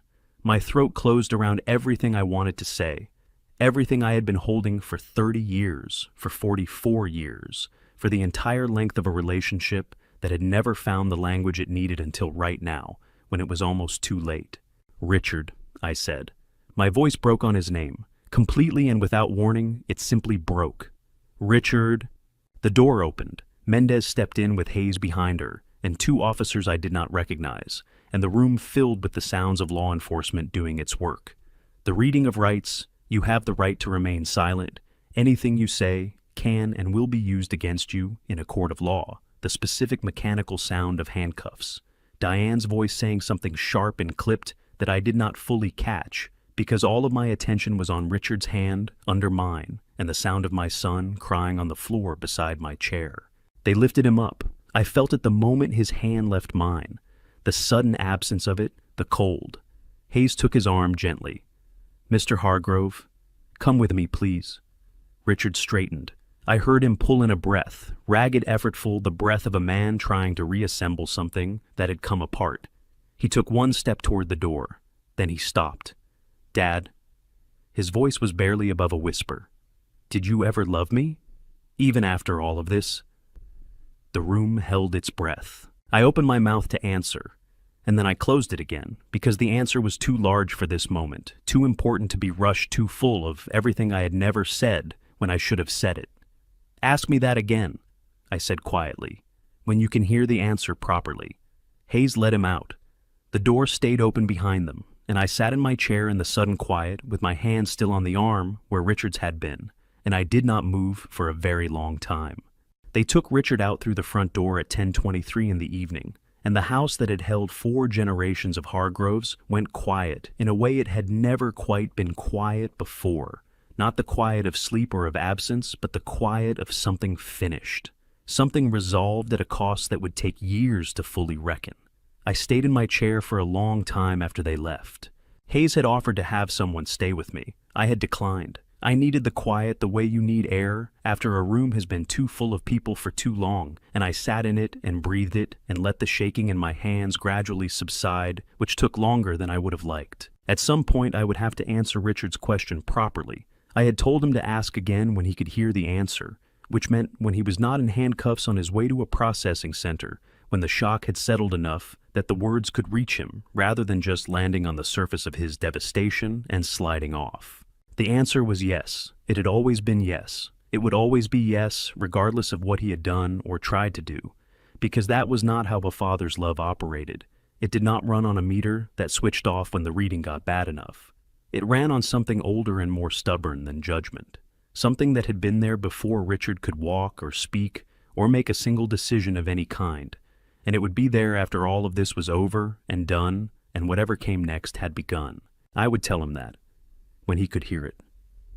3 months later, on a Tuesday morning in December, when the first real cold of the year had settled over lower Manhattan, and the plane trees along Center Street had given up the last of their leaves, I sat in the front row of a New York State Supreme Court courtroom and listened to the case against my son and his wife being opened by a prosecutor who was thorough and careful and very good at her job.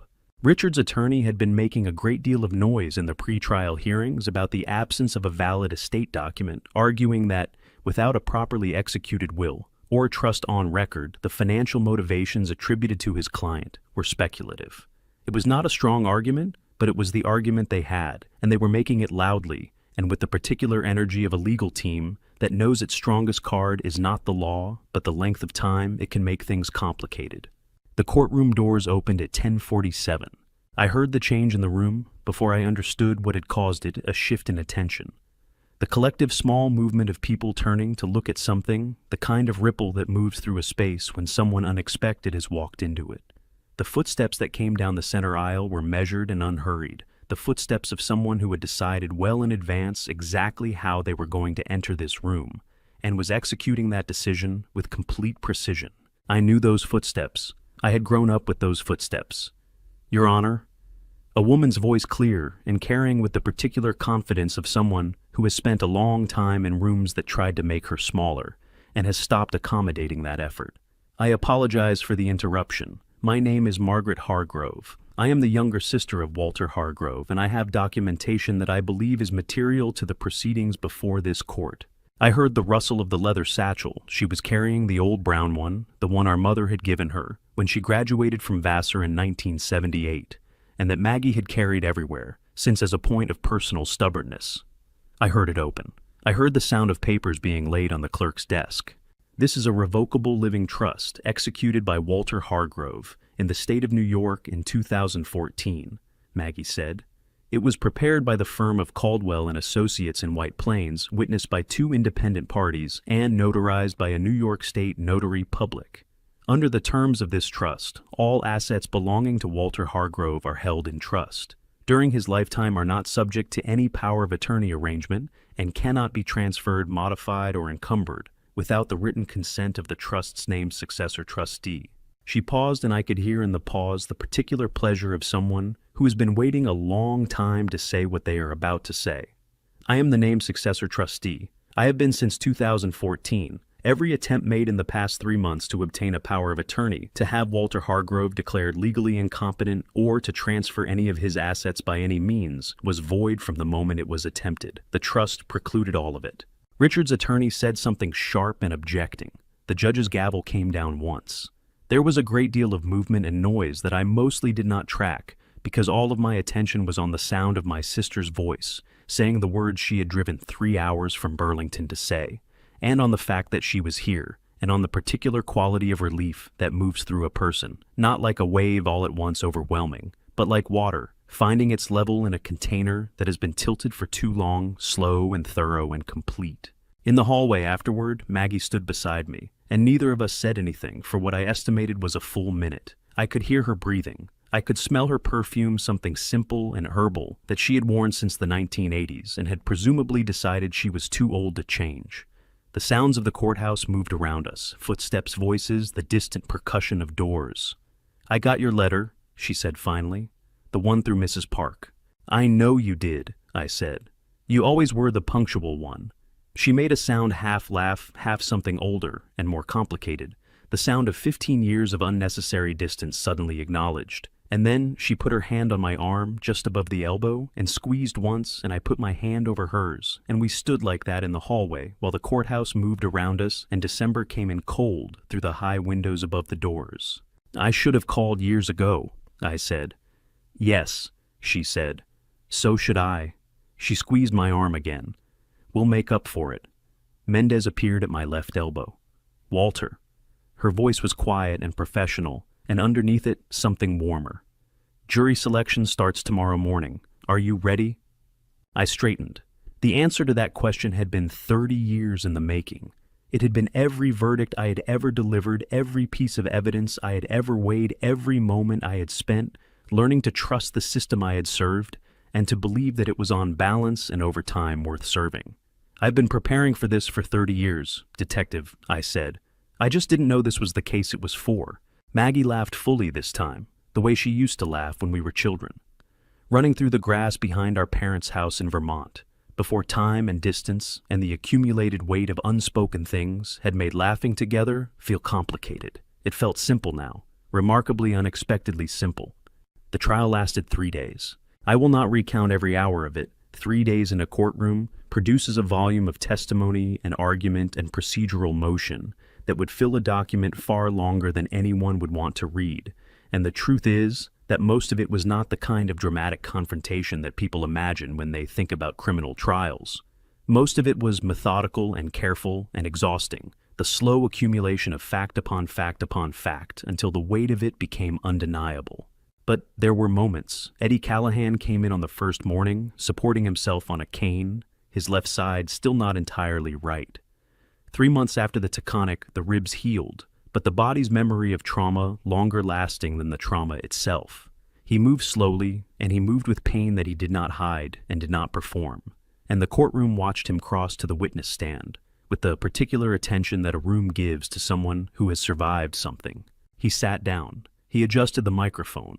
He looked at the jury with a clear, level gaze of a man who has spent 40 years in federal courtrooms and understands that 12 people watching your face are forming conclusions about you before you say a single word, and he made sure that what they concluded was the truth. "Mr. Callahan," the prosecutor said, "can you describe the events of Thursday evening, the night of the Taconic State Parkway incident?" I received a text message and a voice clip from a number I recognized as Walter Hargrove's, Eddie said. His voice was steady. The voice clip was Walter's voice, or something assembled from it. I know his voice well enough to know now that it wasn't quite right, but at the time, I was worried about him, and I wasn't listening for that. I drove north on the Taconic. He paused. I didn't make it to where I was going. "Can you describe what happened on the road?" "Headlights came up fast behind me," Eddie said. "Too fast for the conditions. I had time to register them and then impact. From behind, angled to the left. My car went off the road." He looked at his hands for a moment, then back at the jury. "I woke up in Westchester Medical. The first thing I asked was whether anyone had called Walter Hargrove." The defense attorney cross-examined him for 40 minutes and accomplished very little because Eddie Callahan had 40 years of courtroom experience and was constitutionally incapable of being rattled by a lawyer who was working with facts that did not support his case. Tommy Briggs testified on the second morning. He came in without a cane, without visible injury, without anything to mark him as a victim, which made his testimony in some ways harder to hear than Eddie's, because there was nothing to look at except a 32-year-old man in a gray suit sitting very straight in a chair and telling the truth about something he had done and failed to do and would carry for the rest of his life. He described the surveillance. He described the night on the Taconic, the route, the timing, Richard's instruction, the impact driving away afterward. He described sitting in his apartment for 4 hours in the dark. He described the radio at 6:15 in the morning. His voice did not waver. His hands clasped on the railing of the witness stand were absolutely still. The stillness of someone who has decided that the only thing left to do is be completely uncomplicatedly honest and let that be whatever it is. When the prosecutor asked him why he had come forward, Tommy was quiet for a moment. The same quality of silence the jury had already seen from him, twice the silence of a man locating the honest answer among all the available ones. Then he said something brief and direct that I will not repeat here because some things lose their weight the second time they are said, and what Tommy said in interview room 3 at the 46th precinct had already earned its permanent place. The jury heard it. That was sufficient. What I noticed watching him from the front row was his hands, clasped on the railing of the witness box, absolutely still. Not the stillness of someone suppressing emotion, the stillness of someone who has already moved through the emotion and arrived somewhere quieter on the other side. In the gallery, Clara pressed her hand over her mouth. Lily, sitting beside her, leaned her head against her mother's arm and stayed there. Dr. Okafor testified to the forged prescriptions. His voice carried the measured fury of a physician whose professional integrity had been used as a weapon against a patient in his care, and he delivered every word of his testimony with a precision that left no room for the defense to find purchase. The audio file was played on the afternoon of the second day. 47 minutes of two voices in a kitchen on a Tuesday night, recorded by a child who had left her tablet on a shelf and fallen asleep. The courtroom was very quiet while it played. The court reporter's fingers moved steadily over her keys. Richard sat with his head bowed, his shoulders curved inward, making himself as small as possible in the chair beside his attorney.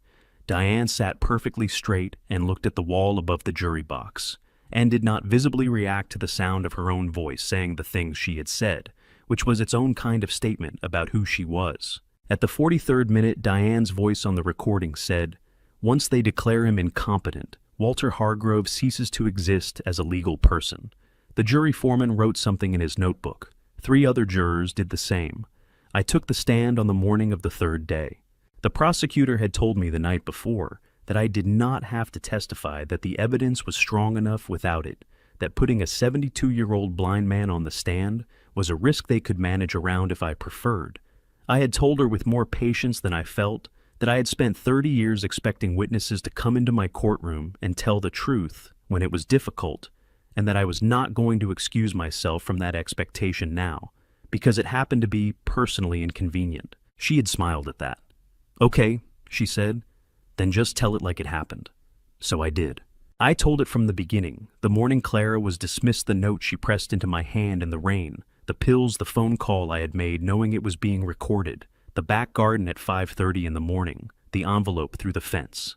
I told it without drama and without self-pity, in the flat, clear language of someone describing a sequence of events that happened to another person, except that it had happened to me, and every word of it was true.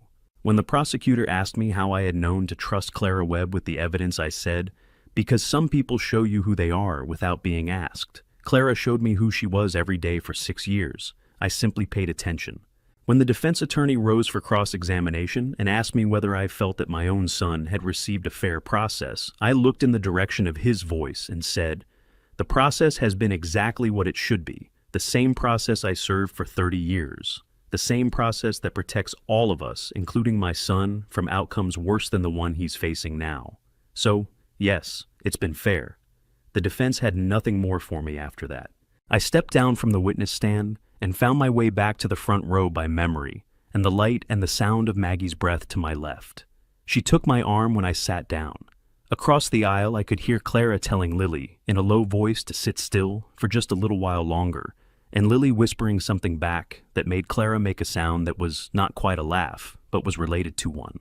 The jury retired at 2:47 in the afternoon. The wait was 3 hours and 17 minutes. I know because I counted. The jury came back at 6:04 in the evening. 3 hours and 17 minutes. I had counted every one of them, not anxiously, not with the frantic clock-watching energy of someone who does not trust the outcome, but with the deliberate attention of a man who has decided that this moment deserves to be fully inhabited rather than endured. I had sat in the front row of that courtroom and listened to the building settle around me, the distant footsteps in the corridors, the hum of the ventilation system, the particular quality of December light that comes through high courthouse windows in the late afternoon, cold and clear and entirely without sentiment. Maggie sat to my left. Her hand was on my arm. She had not moved it in 3 hours and 17 minutes, and I had not asked her to. Clara was behind me 1 row back. I could hear her breathing controlled, deliberate, the breathing of someone who has learned over the past 3 months that the best thing she can do in any given moment is simply stay steady. Lily was beside her. I could tell by the occasional small sounds she made, the soft percussion of her feet not quite reaching the floor, the whispered exchanges with Lucas, that Clara hushed with patient regularity. The doors from the jury room opened. 12 people filed in. I listened to their footsteps and tried, as I had done for 30 years, to read nothing into the pace or the weight of them. Juries were not predictable by footfall. That was a myth, and I had learned that early. The 4 persons stood. A woman, her voice was low and certain, the voice of someone who has spent 3 days taking this seriously and arrived at a conclusion she is prepared to stand behind. On the charge of attempted murder in the 2nd degree against Richard Allen Hargrove. A pause that lasted perhaps 1 second and felt considerably longer. We, the jury, find the defendant guilty. Richard made a sound, small and involuntary, quickly suppressed the sound of a man absorbing a blow he knew was coming, and discovering that knowing it was coming had not made it land any softer. On the charge of elder abuse in the 1st degree against Richard Allen Hargrove, guilty. On the charge of criminal fraud, guilty. On the charge of conspiracy, guilty. Maggie's hand tightened on my arm. I put my hand over hers and held on. They read Diane's charges next. Guilty on all counts, same as Richard, each word landing in the courtroom with the flat, irrevocable finality of something that cannot be walked back. Diane received each verdict the way she received everything, without visible reaction, her composure intact to the end, which was somehow more unnerving than if she had wept or raged. The sentencing came 2 weeks later in the same courtroom in front of the same judge. Richard received 25 years to life. The judge spoke to him directly before pronouncing it, not cruelly, not with satisfaction, but with the sober weight of someone who understands that the law is a system built to protect people, and that sentences exist not as punishment in the punitive sense, but as consequence in the structural one. Richard sat through it with his head up, which I had not expected, and which cost him something I could hear in the quality of his breathing. Diane received 18 years. Her attorney had argued for less. The judge had not been moved. When it was over, I sat in my chair for a long moment and let the room around me settle into the quiet of something concluded. 30 years on the bench had taught me to recognize that quiet, the particular stillness that fills a courtroom when the last word has been spoken and the thing that needed to be resolved has been resolved. It was not a happy quiet. It was not a sad one. It was simply the quiet of completion, and it was in its own austere way beautiful. Eddie found me in the corridor outside, moving better than he had at the start of the trial. The cane more precaution than necessity now. He put his hand out. I found it and shook it, and then he pulled me forward and put his arms around me, and I felt the careful way he held himself, protecting the left side still 3 months on, and held him back. 30 years, Walt, he said against my shoulder. 30 years I've been waiting for you to need my help with something. And, I said, and you mostly handled it yourself, he said, same as always. He pulled back. I could hear the smile in his voice, old and warm and entirely characteristically Eddie. Infuriating. Clara was next. She did not say anything. Right away she came and stood beside me, and I felt her presence the way you feel the presence of someone who has become familiar to you, part of the texture of a space. And then she put her hand on my arm and said very quietly, "He would have been so proud of you, Judge Walter, so incredibly proud." I did not ask who she meant. I knew who she meant. "He was proud of you first," I said. For the record, she laughed a wet, slightly broken laugh that turned into something steadier and squeezed my arm once and let go. Lily appeared at my other side approximately 2 seconds later, as she tended to do with the unerring spatial instinct of an 8-year-old who has decided that she knows where she belongs and acts on that knowledge without hesitation. "Judge Walter," she said, "we won."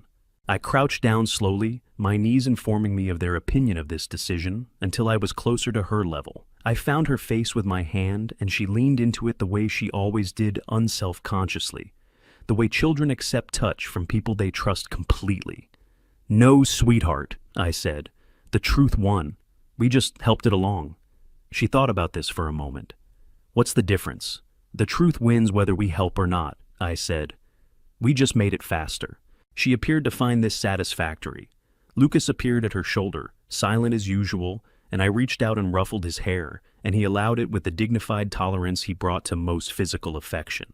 3 weeks after the sentencing, on a Thursday afternoon in January, when a thin layer of new snow had settled over the grounds of the Hargrove estate and the world had gone very white and very quiet, the Eleanor Hargrove Foundation held its first board meeting. It was a small gathering, 5 people around the long dining room table that had seen too many difficult meals in recent years and was overdue for better ones. The foundation's stated mission, as drafted by the attorney Maggie had recommended, was the identification and support of elder abuse victims in New York State, with particular focus on financial exploitation. The funding would come from a portion of the Hargrove Trust income, supplemented by 2 initial grants that Mendez had helped us identify through her contacts at the DA's office. Clara May Webb, appointed executive director, sat at the head of the table. She ran the meeting with the focused efficiency of someone who has been competent all her life and is simply now being given the tools that competence deserves. She had prepared an agenda printed copies for everyone present and moved through each item with the calm authority of a person who has earned her place at this table through means that had nothing to do with luck or circumstance, and everything to do with who she was. Watching her, listening to her, hearing the confidence in her voice and the precision of her thinking, I felt something that took me a moment to name. It was not pride exactly, though it was adjacent to it. It was more like recognition. The recognition of someone who has been seen clearly for the first time, given the space and the resources to be fully what they already were, and is now becoming it in front of you. Eleanor would have loved her. I was absolutely certain of that. After the meeting, Clara and I sat at the kitchen table while Lily and Lucas did their homework at the other end, pencils scratching the occasional whispered argument about whose answer was right, resolved with the quiet certainty of children who have each other as their primary reference point. "Are you sure about this?" Clara asked. She was not asking about the foundation. She was asking about all of it, the arrangement, the house, the altered shape of both our lives. "Yes," I said. "Are you—" A pause, not hesitation, consideration. Clara gave things their proper weight before she answered, which was one of the many things about her that Eleanor would have liked immediately. "Yes," she said. "I'm sure." Lily looked up from her homework. "Judge Walter," she said, with the casual authority of someone who has decided a topic is settled and is simply announcing the conclusion, "when we live here, can we get a dog?" Lucas looked up. His eyes, I could not see them, but I could hear the change in his attention move to me. "That," I said, "is an excellent question that deserves very careful consideration." "That means yes," Lily told Lucas. "That does not mean yes," I said. "It means maybe," Clara said. "Maybe is yes," Lily said, and went back to her homework. Lucas, who rarely spoke when Lily had already said everything necessary, made a small sound that might have been agreement or might have been amusement and went back to his pencil. I sat at that kitchen table and listened to the sounds of the house pencils on paper. Clara turning a page, the furnace coming on, with its familiar low rumble, snow settling on the roof in the particular silence that snow makes when it is new, and the world beneath it has gone still. And I thought about Eleanor, and about the 35 years we had sat at this same table through 100 ordinary evenings that had not felt like gifts at the time, but were. This was a gift. I could feel that clearly. I reached out and found the edge of the table and rested my hand there, just resting it, feeling the grain of the old wood under my fingers, wood that had held a family for 40 years, through all of it, through everything. And I thought, this is enough. This right here is more than enough. Outside, the snow kept falling soft and steady, covering everything. I have told you this family story because I believe it needed to be told, not to make myself seem wise. I was not wise. I was a father who waited too long, who stayed silent when I should have spoken, who confused patience with permission and called it love. Do not make the same mistake I made. The people you love most are not permanent. The words you leave unsaid do not wait forever. Family betrayal does not begin with a crime. It begins with small surrenders, a boundary not held, a truth not spoken, a warning not heeded. I learned that at 72 in a dark room, holding a crumpled note written in red ink. I hope you learn it in a kinder way. I am not a religious man by habit, but I will tell you this. The morning Clara walked out of the house into the rain, I believe God had already decided how this family story would end. I just had to be willing to play my part. If this family story about love loss and family betrayal reached something in you, if it reminded you that loyalty is still real, that truth still wins, that the people who show up quietly are often the ones who matter most, then please leave a comment below and tell me what you felt. Share this story with someone who needs to hear it. And if you haven't already subscribed, because the next story is already waiting, thank you for staying until the very end. It means more than you know. A final note. The stories on this channel contain fictional elements created for storytelling and reflection. If this type of content isn't for you, we respect that completely. Please feel free to explore other content that speaks to you.